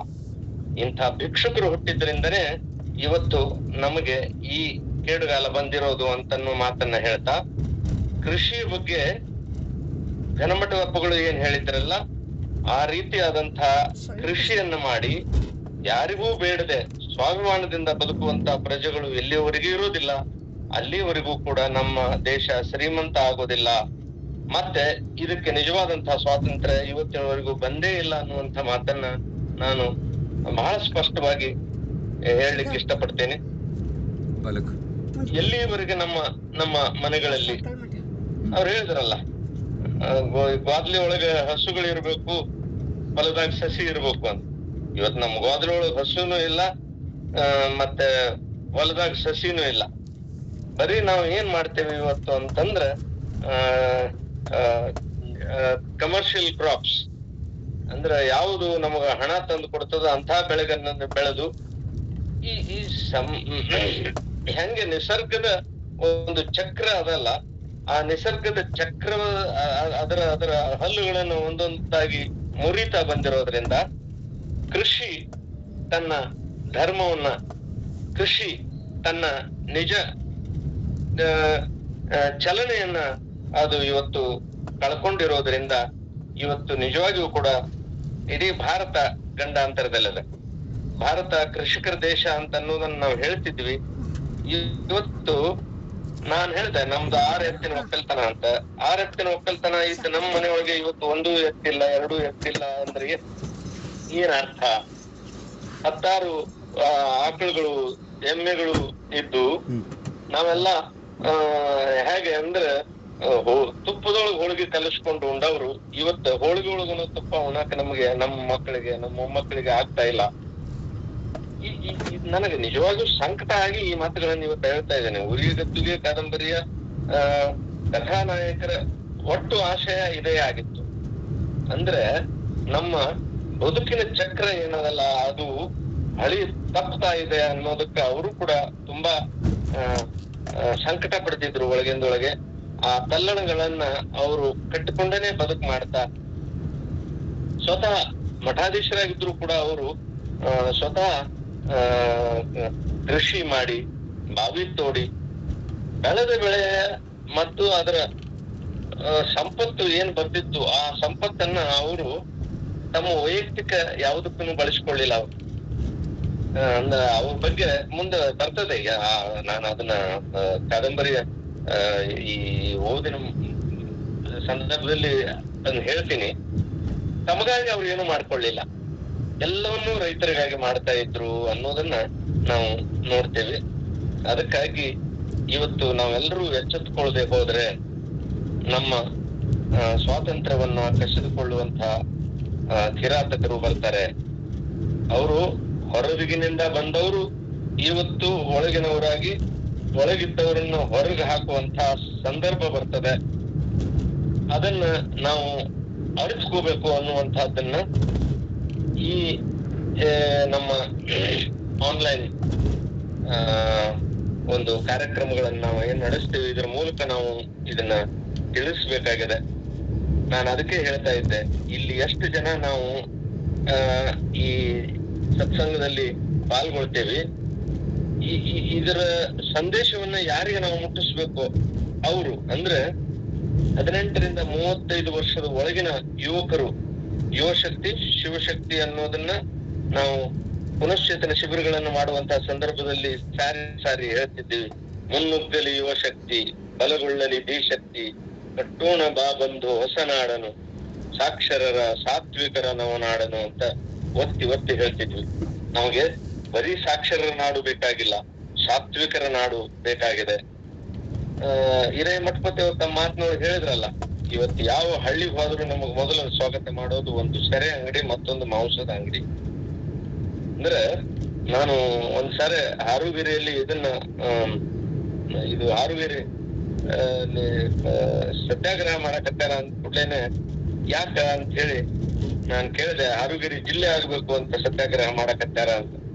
ಹಾರುಗಿರಿ ಜಿಲ್ಲೆ ಆಗ್ಲಿಕ್ಕೆ ಏನೇನು ಕಾರಣಗಳನ್ನು ಕೊಡ್ಬೇಕು ಅಂತ ಯಾರ್ಯಾರು ಮಾತಾಡ್ತಾ ಇದ್ರು. ಆ ಸಂದರ್ಭದಲ್ಲಿ ನಾ ಹೇಳಿದೆ, ಹಾರುಗಿರಿಗೆ ಜಿಲ್ಲಾ ಸ್ಥಾನ ಕೊಡ್ಬೇಕು. ಯಾಕಂತಂದ್ರ ಒಂದು ಜಿಲ್ಲೆಯಲ್ಲಿ ಎಷ್ಟಿರ್ಬೇಕು ಅದಕ್ಕಿಂತ ಹೆಚ್ಚಿನ ಸೆರೆ ಅಂಗಡಿಗಳು ಹಾರುಗಿರಿಯಲ್ಲಿ ಅದಾವ ಅನ್ನೋ ಮಾತನ್ನ ಅವತ್ತು ಹೇಳಿದ್ದೆ. ಎಫ್ ಬಿರಾದರ್ ಅವರ ತೋಟದ ಒಂದು ಕಾರ್ಯಕ್ರಮದಲ್ಲಿ ಮಾತನ್ನ ನಾನು ಹೇಳುವಾಗ ನನಗೆ ನಿಜವಾಗ್ಲೂ ಸಂಕಟ ಆಗಿತ್ತು. ಅಂದ್ರೆ ಇವತ್ತು ನಮ್ಮ ಜನರಿಗೆ ಭಾಗ್ಯ ಬಂದಿದೆ, ಆದ್ರೆ ಬುದ್ಧಿ ಕಳ್ಕೊಂಡಿದ್ದಾರೆ. ಭಾಗ್ಯ ಬಂತು, ಬುದ್ಧಿ ಹೋಯ್ತು ಅನ್ನುವಂತಹ ಈ ಸತ್ಯದ ಮಾತನ್ನ ಈ ಸಂದರ್ಭದಲ್ಲಿ ಹೇಳಲಿಕ್ಕೆ ನನಗೆ ತುಂಬಾ ಸಂಕಟ ಆಗ್ತದೆ. ಆದ್ರೆ ಹೇಳ್ಬೇಕು, ಈ ದೇಶ ಕೆಟ್ಟದ ಅಂತ ಮಾತಾಡುವವರಿಗೆ ಒಂದ್ ಮಾತು, ಯಾರಿಂದ ಕೆಟ್ಟದ ಅಂದ್ರೆ ರಾಜಕಾರಣಿಗಳನ್ನ ತೋರಿಸ್ತಾರೆ, ಆಮೇಲೆ ಅಧಿಕಾರಿಗಳನ್ನ ತೋರಿಸ್ತಾರೆ, ಪೊಲೀಸರ ಕಡೆ ಕೈ ಮಾಡಿ ತೋರಿಸ್ತಾರೆ, ಆದ್ರೆ ಈ ದೇಶ ಕೆಟ್ಟದ್ದು ಅವರಿಂದ ಅಲ್ಲ. ಅನ್ಯಾಯ, ಅತ್ಯಾಚಾರ, ಭ್ರಷ್ಟಾಚಾರ, ಅನಾಚಾರ ಇವೆಲ್ಲ ನಮ್ಮ ಕಣ್ಣು ಮುಂದೆನೆ ನಡೀತಾ ಇದ್ರೂನು ಕೂಡ ನಮ್ಗ್ಯಾಕ್ ಬೇಕು ಉಸಾಬರಿ ಅಂದು ಎದ್ದು ಹೋಗ್ತೇವಲ್ಲ. ನಮ್ಮಂತ ಗುಮ್ಮನುಗುಸುಕರಿಂದ ಈ ದೇಶ ಕೆಟ್ಟದೆ. ನಾವ್ ಎಲ್ಲಿವರೆಗೆ ಇದನ್ನ ಸಹಿಸ್ಕೋತೇವೆ ಅಲ್ಲಿವರೆಗೂ ಕೂಡ ನಮಗೆ ಸ್ವಾತಂತ್ರ್ಯ ಬಂದೇ ಇಲ್ಲ ಅಂತ ನಾನು ಒತ್ತಿ ಹೇಳ್ತಾ ಇದ್ದೇನೆ. ಅದಕ್ಕೆ ಎಲ್ಲೆಲ್ಲಿ ಅನ್ಯಾಯ ನಡೀತದೆ, ಎಲ್ಲೆಲ್ಲಿ ಅತ್ಯಾಚಾರ ನಡೀತದೆ, ಅಲ್ಲಿ ಅದನ್ನ ಕಂಡು ಎದ್ದು ಹೋಗೋ ಬದ್ಲಿ ಎದ್ದು ನಿಲ್ಲುವಂತ ಧಾರ್ಷ್ಟ್ಯ ನಮಗ್ ಬರ್ಬೇಕು. ಅದು ನಿಜವಾದಂತಹ ಸ್ವಾತಂತ್ರ್ಯ ಅಂತ ಹೇಳ್ತಾ, ಇವತ್ತು ಮಲ್ಲಣ್ಣ ನಾಗರಾಳ್ ಅವರು ಬಂದು ಕೃಷಿ ಬಗ್ಗೆ, ಮಣ್ಣಿನ ಬಗ್ಗೆ, ಒಡ್ಡಿನ ಬಗ್ಗೆ ಇದನ್ನೆಲ್ಲ ಹೇಳಿದ್ರಲ್ಲ. ನಾನು ಅದನ್ನ ಹೇಳಿದ್ದೇನೆ. ಶಂಕರಣ್ಣ ಕಾಕ ಅವರು ಹೊಲಕ್ ಹೋಗುವ ಹೊತ್ನೊಳಗ ತಮ್ಮ ದೋತ್ರದ ಒಳಗ ಅದನ್ನೇ ಉಡಿ ಮಾಡ್ಕೊಂಡು ದಾರಿಯಲ್ಲಿ ಬಿದ್ದಂತಹ ಸಗಣಿಯನ್ನ ಅದ್ರೊಳಗೆ ಹಾಕೊಂಡು ಹೋಗಿ ತಮ್ಮ ಹೊಲಕ್ಕ ಅವರು ಹಾಕ್ತಿದ್ರು. ಇವತ್ತು ನಮಗೆ ಅಂತ ಸಾತ್ವಿಕ ಗುಣಗಳಿಲ್ಲ. ನಮ್ಗೆ ನಾಚಿಕೆ ಬರ್ತದೆ. ಯಾಕಂದ್ರೆ ನಾವು ಕೃಷಿಕರು ಅಂತ ಹೇಳೋದಕ್ಕೇನೆ ನಾಚಿಕೆ ಪಟ್ಕೊಳ್ಳುವಂತವ್ರು ನಾವು ಇವತ್ತು ಇಲ್ಲಿ ಅದೇವಿ ಅನ್ನೋ ಕಾರಣಕ್ಕಾಗಿ ತುಂಬಾ ಸಂಕಟದಲ್ಲಿ ನಾವು ಅದೇವಿ. ಇವತ್ತು ನಾವು ಏನು ಊಟ ಮಾಡಿದ್ರು ಕೂಡ ಅದು ನಮಗೆ ಇವತ್ತು ದಕ್ಕದೇ ಇರುವಂತಹ ಅತ್ಯಂತ ಗಂಡಾಂತರಕಾರಿಯಾದಂತಹ ಪರಿಸ್ಥಿತಿಯಲ್ಲಿ ನಾವು ಭಾರತೀಯರು ಅದೀವಿ ಅನ್ನೋ ಮಾತನ್ನ ಹೇಳ್ತಾ, ಗುರಿಯ ಗದ್ದುಗೆಯ ಕುರಿತಾದಂತಹ ಓದನ್ನ ನಾವು ಮತ್ತೆ ನಾಳೆಯಿಂದ ಮುಂದುವರ್ಸೋಣ. ಯಾವುದಕ್ಕಾದ್ರೂ ಕೂಡ ಒಂದು ನೆಪ ಬೇಕು. ಸತ್ಯವನ್ನ ಮಾತಾಡುವಂತಹ ಧೈರ್ಯ ಎಲ್ಲಿವರೆಗೆ ನಮಗಿರೋದಿಲ್ಲ ಅಲ್ಲಿವರೆಗೆ ನಮಗೆ ಬದುಕು ಹಕ್ಕು ಕೂಡ ಇರಂಗಿಲ್ಲ. ಸತ್ಯವನ್ನೇ ಕಳ್ಕೊಂಡ ಮೇಲೆ ನಾವು ಏನ್ ತಿಂದ್ರು ಕೂಡ ಅದು ಸಾತ್ವಿಕ ಆಹಾರ ಆಗೋದಿಲ್ಲ. ಅದಕ್ಕೆ ಸಾತ್ವಿಕ ಆಹಾರ ಉಣ್ಬೇಕಾದ್ರೂ ಕೂಡ ಅರ್ಹತೆ ಬೇಕು. ವೆಜಿಟೇರಿಯನ್ ಅಂತ ನಾವು ಹೇಳ್ಕೋಬೇಕಾದ್ರೆ ನಮಗೆ ತುಂಬಾ ಧೈರ್ಯ ಬೇಕು. ಯಾಕಂದ್ರೆ ಎಲ್ಲರಿಗೂ ಪ್ಯೂರ್ ವೆಜಿಟೇರಿಯನ್ ಆಗೋದಿಲ್ಲ. ಒಂದ್ ಸಂದರ್ಭದೊಳಗೆ ಹೇಗೇನೆ ಎಲ್ಲೋ ಒಂದು ಜಿಲ್ಲಾ ಸ್ಥಳದೊಳಗೆ ನಾವು ಒಂದು 18 ಜನ ಸೇರಿ ಹೋಗಿದ್ದೀವಿ. ಅದ್ರೊಳಗೆ ಕೆಲವರು ಮಾಂಸಾಹಾರಿಗಳಿದ್ರು, ಇನ್ನು ಕೆಲವರು ಸಸ್ಯಾಹಾರಿಗಳಿದ್ರು. ನಮ್ಮ ಲಂಕೂರ್ ಸರ್ ಹೇಳ್ದಂಗೆ ನಾವು ಸಸ್ಯಾಹಾರಿಗಳಲ್ಲ, ಧಾನ್ಯಾಹಾರಿಗಳು ಅಂತ. ಆ ಧಾನ್ಯಾಹಾರಿಗಳಿದ್ವಿ ನಾವೆಲ್ಲರೂ. ಅವರು ಒಂದು ಕಡೆಗೆ, ನಾವು ಒಂದು ಕಡೆಗೆ ಊಟ ಮಾಡೋಣ ಅಂತೇಳಿ ಕೂತಾಗ ಏನ್ ಬೇಕು ಅಂತ ವೇಟರ್ ಬಂದ್ ಕೇಳಿದ್ರೆ, ನಾವು ಪ್ಯೂರ್ ವೆಜಿಟೇರಿಯನ್, ನಮಗೆ ಎಗ್ ಕರಿ ನಡೀತದೆ ಅಂತಂದ್ರು ಒಬ್ರು. ಮತ್ತೆ ನನ್ ಕೇಳಿದ ಕೂಡ್ಲೆ ನಾನು ಹೇಳ್ದೆ, ಅವರು ಪ್ಯೂರ್ ವೆಜಿಟೇರಿಯನ್, ಅವ್ರಿಗೆ ಎಗ್ ನಡೀತೈತಿ. ಮತ್ತೆ ನಾನು ಪ್ಯೂರ್ ವೆಜಿಟೇರಿಯನ್, ಎಗ್ ಕೂಡ ತಿನ್ನೋದಿಲ್ಲ.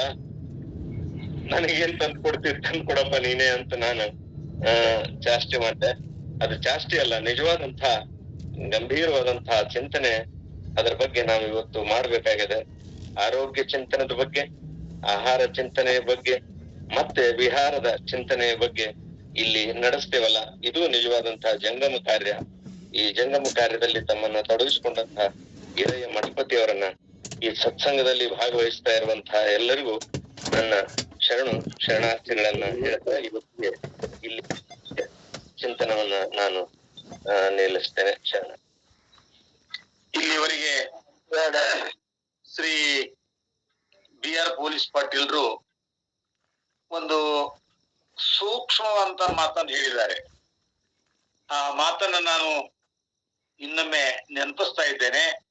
ಅದೇನಂದ್ರೆ, ಯಾವ ದೇಶದೊಳಗೆ ವಕೀಲರು ಮತ್ತು ಡಾಕ್ಟರರು ಶ್ರೀಮಂತರಾಗ್ತಾರೋ ಆ ದೇಶ ದಾರಿದ್ರ್ಯದಿಂದ ಕೂಡಿದೆ, ದರಿದ್ರತನದಿಂದ ಕೂಡಿದೆ, ಅದೇ ಬಡತನದ ದೇಶ ಅನ್ನೋದನ್ನ ಬಹಳ ಸೂಕ್ಷ್ಮವಾಗಿ ಹೇಳಿದ್ದಾರೆ. ಇದೆಲ್ಲ ಇಂದಿನ ದಿನಮಾನದೊಳಗೆ ನಮ್ಮ ಯುವಕರ ಕಿವಿ ಮೇಲೆ ಇವೆಲ್ಲವೂ ಬೀಳಬೇಕಾಗಿದೆ. ಹೊಸ ನಾಡ, ಹೊಸ ಬೀಡ, ಅದು ಸಾಕ್ಷರ ನಾಡ ಅಷ್ಟೇ ಅಲ್ಲ, ಸಾತ್ವಿಕರ ನಾಡ ಕೂಡ ಆಗಬೇಕಾದಂತ ಅನಿವಾರ್ಯತೆ ಇಂದಿನ ದಿನಮಾನದೊಳಗ ಇದೆ. ಎಲ್ಲಿವರೆಗೆ ನಾವು ಕೈ ಒಡ್ಡುತ್ತೀವಲ್ಲ ಅಲ್ಲಿವರೆಗೆ ನಮ್ಮ ದಾರಿದ್ರ್ಯ ಇದ್ದಂತಾನೆ. ಆ ಕಾರಣಕ್ಕಾಗಿ ಕೈ ಒಡ್ಡುವ ಬದಲಾಗಿ ಕೊಡುವ ಕೈ ನಾವು ಆಗಬೇಕಾಗಿದ್ರೆ ನಾವು ಏನು ಮಾಡಬೇಕು ಅನ್ನೋದನ್ನು ಕೂಡ ಇವತ್ತ ಈ ಚಿಂತನೆಯೊಳಗ ನಾವೆಲ್ಲ ಕಂಡುಕೊಂಡಿವಿ. ಇಂದಿನ ಚಿಂತನೆ ಬಹಳ ಸಾರ್ಥಕವಾಗಿ ಆಯ್ತು ಅಂತ ತಿಳ್ಕೊಂಡು ನಾನು ಭಾವಿಸಿದ್ದೇನೆ. ಶ್ರೀ ಡಾಕ್ಟರ್ ಮಲ್ಲಣ್ಣ ನಾಗರಾಳ್ ಅವರು ಹಾಗೂ ಬಾಪುಗೌಡ ಪಾಟೀಲ್ರು ನಮ್ಮನ್ನ ಹೊಸ ಲೋಕಕ್ಕಿನ್ನು ಕರ್ಕೊಂಡು ಹೋದ್ರೇನೋ ಅನ್ನುವಂತ ಒಂದು ನನಗೆ ಆಗ್ತಾ ಇದೆ. ಆ ಕಾರಣಕ್ಕಾಗಿ ಭಾಗವಹಿಸಿದಂತ ಡಾಕ್ಟರ್ ಮಲ್ಲಣ್ಣ ನಾಗರಾಳ್ ಅವರಿಗೂ ಬಾಪುಗೌಡ ಪಾಟೀಲ್ ಅವರಿಗೂ ಎಲ್ಲರಿಗೂ ಭಕ್ತಿ ಶರಣಾರ್ಥಿಗಳನ್ನು ಸಲ್ಲಿಸ್ತಾ ಇದಕ್ಕೆ ತಾವೇನಾದ್ರೂ ಸ್ವಲ್ಪ ಹಂಚಿಕೊಳ್ಳೋರಿಗೂ ತಮಗೆ ಅವಕಾಶ. ಶರಣಾರ್ಥಿ ಹಬ್ಬ. ಶರಣಾರ್ಥಿ. ನಾನು ಡಾಕ್ಟರ್ ಪ್ರಭುಗೌಡ ಕೆಂಚನಗೌಡ್ರು, ಕೃಷಿ ವಿಶ್ವವಿದ್ಯಾಲಯದಲ್ಲಿ ಪ್ರಧಾನ ತಳಿ ಅಭಿವೃದ್ಧಿ ವಿಜ್ಞಾನಿ ಇದ್ದೆ.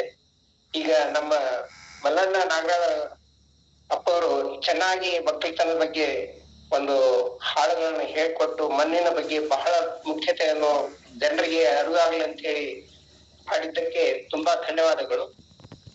ಅಲ್ಲದೆ ಅವರು ಡಾಕ್ಟರ್ ಪದವಿಯನ್ನು ಕೃಷಿ ವಿಶ್ವವಿದ್ಯಾಲಯ ಧಾರವಾಡದಿಂದ ಪಡೆದುಕೊಂಡಿದ್ದಾರೆ ಎಂದು ತಿಳಿಸಲು ನಾನು ಇಚ್ಛಿಸುತ್ತೇನೆ. ಅವಾಗ ನಮ್ಮ ಕುಲಪತಿಗಳಾದ ಡಾಕ್ಟರ್ ಎಸ್.ಎ. ಪಾಟೀಲ್ ಅಂತ ಹೇಳಿದ್ರು. ಈಗ ಅವರು ಸ್ವರ್ಗಸ್ಥರಾಗಿದ್ದಾರೆ. ಅವರು ಚೆನ್ನಾಗಿ ಒಕ್ಕಲ್ತನದ ಬಗ್ಗೆ ಬಹಳ ಅನುಭವ ಇದೆ ಮಲ್ಲಣ್ಣ ನಾಗರಾಳ್ ಅವರಿಗೆ. ಹೀಗಾಗಿ ಅವರಲ್ಲಿ ನಾನು ಒಂದು ಅನುಮಾನದ ಸಂಗತಿ ಹೇಳ್ಕೊಳಕ ಇಚ್ಛಾ ಪಡ್ತಿದ್ದೆ. ತುಂಬಾ ಕಾರ್ಯಕ್ರಮ ತುಂಬಾ ಚೆನ್ನಾಗಿ ಮೂಡಿ ಬಂತಂತ ಹೇಳಿ ತಿಳಿಸಲು ಧನ್ಯವಾದಗಳು ಅಪ್ಪ ಅವರೇ. ಶರಣಾರ್ಥಿ ಪ್ರಭುಗೌಡ ಅವರೇ, ಶರಣಾರ್ಥಿ. ನೀವು ನಿಮ್ಮ ಮನದಾಳದ ಮಾತುಗಳನ್ನು ಹಂಚಿಕೊಂಡಿದ್ದೀರಿ. ನಿಮಗೆ ಅಭಿನಂದನೆಗಳು, ಧನ್ಯವಾದಗಳು. ಓಂ ಶ್ರೀ ಗುರು ಬಸವಲಿಂಗಾಯ ನಮಃ.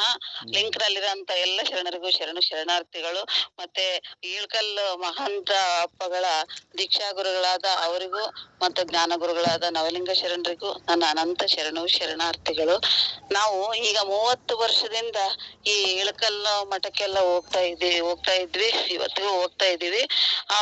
ಅವುಗಳೆಲ್ಲ ಈಗ ಎಷ್ಟೊತ್ತು ಏನ್ ಹೇಳಿದ್ರು ಅವೆಲ್ಲವೂ ನಮ್ಮ ಕಣ್ಣು ಮುಂದೆ ಬಂದು ನಿಂತಂಗಾಯ್ತು, ನೋಡ್ದಂಗಾಯ್ತು ಅಂತ ಅನ್ಸುತ್ತೆ. ಯಾಕೆಂದ್ರೆ ನಾವು ಶಂಕರಣ್ಣವರು ಪ್ರವಚನನೂ ಕೇಳಿದ್ವಿ, ಅವ್ರ ಹಾಡುಗಳೆಲ್ಲ ನಾವು ಈಗ ಮಗ ಏನ್ ಹೇಳಿದ್ರು ಅದನ್ನೆಲ್ಲ ನಾವು ಕೇಳಿದ್ವಿ. ಮತ್ತೆ ವೇದಿಕೆ ಮೇಲೆ ಮಗನೂನು ಹಾಡುವುದನ್ನೆಲ್ಲ ನಾವು ಕೇಳಿದ್ವಿ. ಯಾಕೆಂತಂದ್ರೆ ಶ್ರಾವಣ ಮಾಸದಲ್ಲಿ ನಾವು ಹೋದಾಗ ಅವ್ರನ್ನ ಕರೆಸ್ತಾ ಇದ್ರು, ಯಾವ್ದಕ್ಕೂ ಅವ್ರನ್ನ ಬಿಡ್ತಾ ಇರ್ಲಿಲ್ಲ, ಕರೆಸ್ತಾ ಇದ್ರು, ಅವ್ರ ಹತ್ರ ಆಡಿಸ್ತಾ ಇದ್ರು. ಮತ್ತೆ ಒಂದು ಸಂದರ್ಭ ಹೇಳ್ಬೇಕು ಅಂತಂದ್ರೆ, ನಾವು ನಮ್ಮ ಮಗಳಿಗೆ ಗರ್ಭದೀಕ್ಷೆ ಕೊಡಿಸ್ಬೇಕಾಗಿತ್ತು. ಆ ಸಂದರ್ಭದಲ್ಲಿ ನಾವು ಇಳಕಲ್ ಮಠಕ್ಕೆ ಹೋಗಿದ್ವಿ ಗರ್ಭದೀಕ್ಷೆ ಕೊಡ್ಸೋಣ ಅಂತ.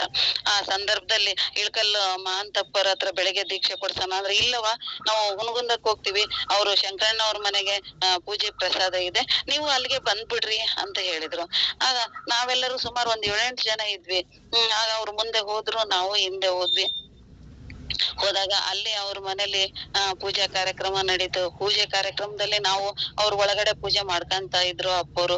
ನಾವು ಎಲ್ಲ ಹೋದ್ವಿ, ಹೊರಗಡೆ ಕೂತ್ಕೊಂಡು. ಅವ್ರಿಗೆ ಎಷ್ಟು ನಮ್ಗೆ ವಿನಯ ವಿಧೇಯತೆಯಿಂದ ನಮ್ಮನ್ನ ನೋಡ್ಕೊಂಡ್ರು ಅಂದ್ರೆ, ಯಾವ ಸಂಬಂಧಿಕರು ಆತರ ನೋಡ್ಕೊಳಲ್ಲ, ನಮ್ಮನ್ನ ಆತರ ನೋಡ್ಕೊಂಡ್ರು. ಆಮೇಲೆ ಅಪ್ಪರು ಪೂಜೆ ಮಾಡ್ಕೊಂಡ್ರು. ಪೂಜೆ ಮಾಡ್ಕೊಂಡ್ಮೇಲೆ ನಾವೆಲ್ಲರೂ ಪ್ರಸಾದ ಕೂತ್ಕೊಂಡಿದೀವಿ. ಒಳಗಡೆ ದೀಕ್ಷೆ ಕೊಟ್ಟು ಆದ್ಮೇಲೆ ಪ್ರಸಾದ ನೀಡ್ಬೇಕಾದ್ರೆ, ಅಯ್ಯೋ ನಾಯಕನಟ್ಟಿ ಶರಣರು ಬಂದಿದ್ದಾರೆ, ಅವ್ರಿಗೆ ಪ್ರಸಾದ ನೀಡ್ರಿ, ಅವ್ರಿಗೆ ಚೆನ್ನಾಗ್ ನೋಡ್ಕೊಳ್ರಿ ಅಂತೇಳಿ ಇಳ್ಕೊಳಪ್ಪರು ನಮ್ಗೆಲ್ಲರಿಗೂನು ಹೇಳಿ ಬಡ್ಸಕ್ಕೆ ವ್ಯವಸ್ಥೆ ಮಾಡಿದ್ರು. ಆಮೇಲೆ ಅವ್ರನ್ನ ನಾವು ಕಣ್ತುಂಬ ಶಂಕರಣ್ಣ ಅವ್ರನ್ನು, ಅವ್ರ ಮಕ್ಳನ್ನು, ಅವರು ಮನೆಯವ್ರು ಎಲ್ರನ್ನೂ ನಾವು ಕಣ್ತುಂಬ ನೋಡಿರೋದ್ರಿಂದ ನಮ್ಗೆ ನೀವೆಲ್ಲ ಇದೆಲ್ಲ ವಿಚಾರ ಹೇಳಿದಾಗ ನಮ್ಗೆ ಕಣ್ಮುಂದೆ ಬಂದು ನಿಂತಂಗಾಯ್ತು, ಎಲ್ಲ ಅನುಭವ ಪಟ್ಟಂಗಾಯ್ತು. ಇವೆಲ್ಲವನ್ನು ನಾನು ನಿಮ್ಮಲ್ಲಿ ಹಂಚ್ಕೊಳ್ಳಿಕ್ಕೆ ನಾನು ಇಷ್ಟಪಡ್ತೀನಿ. ಎಲ್ರಿಗೂ ಅನಂತ ಶರಣಾರ್ಥಿಗಳು. ಶರಣಾರ್ಥಿ ಮಂಜುಳಾ ಕುಮಾರಿ ಅವರೇ, ನೀವು ನಿಮ್ಮ ಅಭಿಪ್ರಾಯಗಳನ್ನ ತಿಳಿಸುವುದರ ಮೂಲಕ ಹಳೆ ನೆನಪುಗಳನ್ನ ಎಲ್ಲ ಬಿಚ್ಚಿಟ್ಟಿದ್ದೀರಿ. ಬಹುತೇಕ ಇವತ್ತಿನ ಈ ಗೂಗಲ್ ಮೀಟ್ ಕಾರ್ಯಕ್ರಮ ಸಾರ್ಥಕ ಆಯ್ತು ಅಂತ ತಿಳ್ಕೊಂಡು ನಾನು ಭಾವಿಸಿದ್ದೇನೆ. ನಿಮಗೆ ಧನ್ಯವಾದಗಳು. ಶರಣಾರ್ಥಿ ಈರಪ್ಪ ಹನಗಂಡಿ ಅವ್ರೆ, ಹೇಳ್ರಿ. ಇವತ್ತ ಒಕ್ಕಲ್ತನ ಮಾಡೋ ಹುಡುಗರಿಗೆ ಕನ್ಯಾ ಕೊಡುವಲ್ರಿ ಯಾರು. ಹೌದ್ರಿ. ಮತ್ತ ಅವಿಭಕ್ತ ಕುಟುಂಬ ಅದು. ಒಕ್ಕಲ್ತನ ಮಾಡೋದು ಬಹಳ ಕಠಿಣ ಇದೆ. ಆಳುಗಳ ಪಗಾರ ಹೆಚ್ಚದಾವ, ಸರಿಯಾಗಿ ಮಳೆ ಆಗುದಿಲ್ಲ. ಒಣ ಬೇಸಾಯ ಮಾಡುದು ಬಹಳ ಕಠಿಣ ಇದೆ. ಮತ್ತ ಅವಿಭಕ್ತ ಕುಟುಂಬ ಆದ್ರೆ ಮಾಡ್ಬೇಕಾಗಿದ್ದಲ್ರಿ. ಅದಕ್ಕ ಮೊನ್ನೆ ಮಹಾದೇವ್ ಇವ್ರ ಶರಣರು ಒಬ್ಬರಿಗೆ ಭೇಟಿ ಮಾಡ್ಸಿದ್ರ ನಮಗ. ಒಬ್ಬಾಕಿ ಬಿಯಾದ ಹುಡುಗ ಒಕ್ಕಲ್ತನ ಆದಾವನ ಅಕ್ಕನ ಅಂದ್ಲ. ಆಕಿ ಲೆಕ್ಚರರ್ ಅದಾಳ JSS ಕಾಲೇಜ್ ಪೊಲಿಟಿಕಲ್ ಕಾಲೇಜ್ದಾಗ. ಆಕಿ SSLC ಫೇಲ್ ಆದ ಒಕ್ಕಲ್ತನ ಹುಡುಗನ ಆದದ್ ಅವ್ರು ತೋರ್ಸಿದ್ರ ಅವ್ರ ಮಾನ್ಯ ನಮಗ. ಹಂಗ ಈ ಶರಣರೊಳಗ ಒಕ್ಕಲ್ತನ ಆದಾವನ ಮಾಡುವಂತ ಛಲ ಬೇಕಾಗಿದೆ. ಉಳಿಕ ಒಕ್ಕಲ್ತನ ಉಳಿದ್ರೆ ದೇಶ ಉಳಿತೈತಿ, ಇಲ್ಲಿಕ ಉಳಿಯುದಿಲ್ಲ. ಮಕ್ಕಳಿಗೆ ಒಕ್ಕಲ್ತನ ಮಾಡೋದನ್ನ ಕಲಿಸ್ರಿ ಮೊದಲ. ಮಕ್ಕಳು ಏನ್ ಮಾಡ್ತಾ ಇದಾರೆ ಇವತ್ತು ಇದನ್ನ ಕೆಲಸ ಮಾಡೋದ್ರ ಬಿಟ್ಟು ಕಳೆನಾಶ ಹೊಡೆದು ಹರಟೆ ಹೊಡೆಯೋದ್ರ ಬಿಟ್ಟು ಬೇರೆ ಏನೂ ಇಲ್ಲ. ಆ ಮಕ್ಕಳಿಗೆ ಸರಿಯಾದ ಪಾಠ ಕೊಟ್ಟಿಲ್ಲ ನಾವು ತಾಯಿ ತಂದೆಗಳು ಸರಿಯಾದ ಪಾಠ ಕೊಟ್ಟು ಒಕ್ಕಲ್ತನ ಮಾಡಕ್ ಹಚ್ಚಿದ್ರೆ ಆ ಒಕ್ಕಲ್ತನ ಯಾವಾಗಲೂ ಸುಧಾರಣೆ ಬರ್ತೈತಿ. ಇರ್ದಿದ್ರೆ ಆಗೋದಿಲ್ಲ ಸರ್.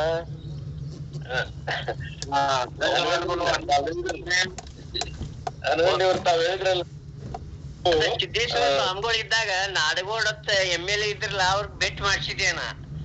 ಒಕ್ಕಲ್ತನ ಬಗ್ಗೆ ಚರ್ಚೆ ಮಾಡ್ಬೇಕಂತ ಅವ್ರು ಬಂದ್ರು. ಕೋಆಪರೇಟಿವ್ ಒಳಗ ಈಗಿನ ಹುಡುಗರು ಕಡೆ ಸಾಲಿನೂ ಕಲಿಯುದಿಲ್ಲ, ಒಕ್ಕಲ್ತನೂ ಮಾಡುದಿಲ್ಲ.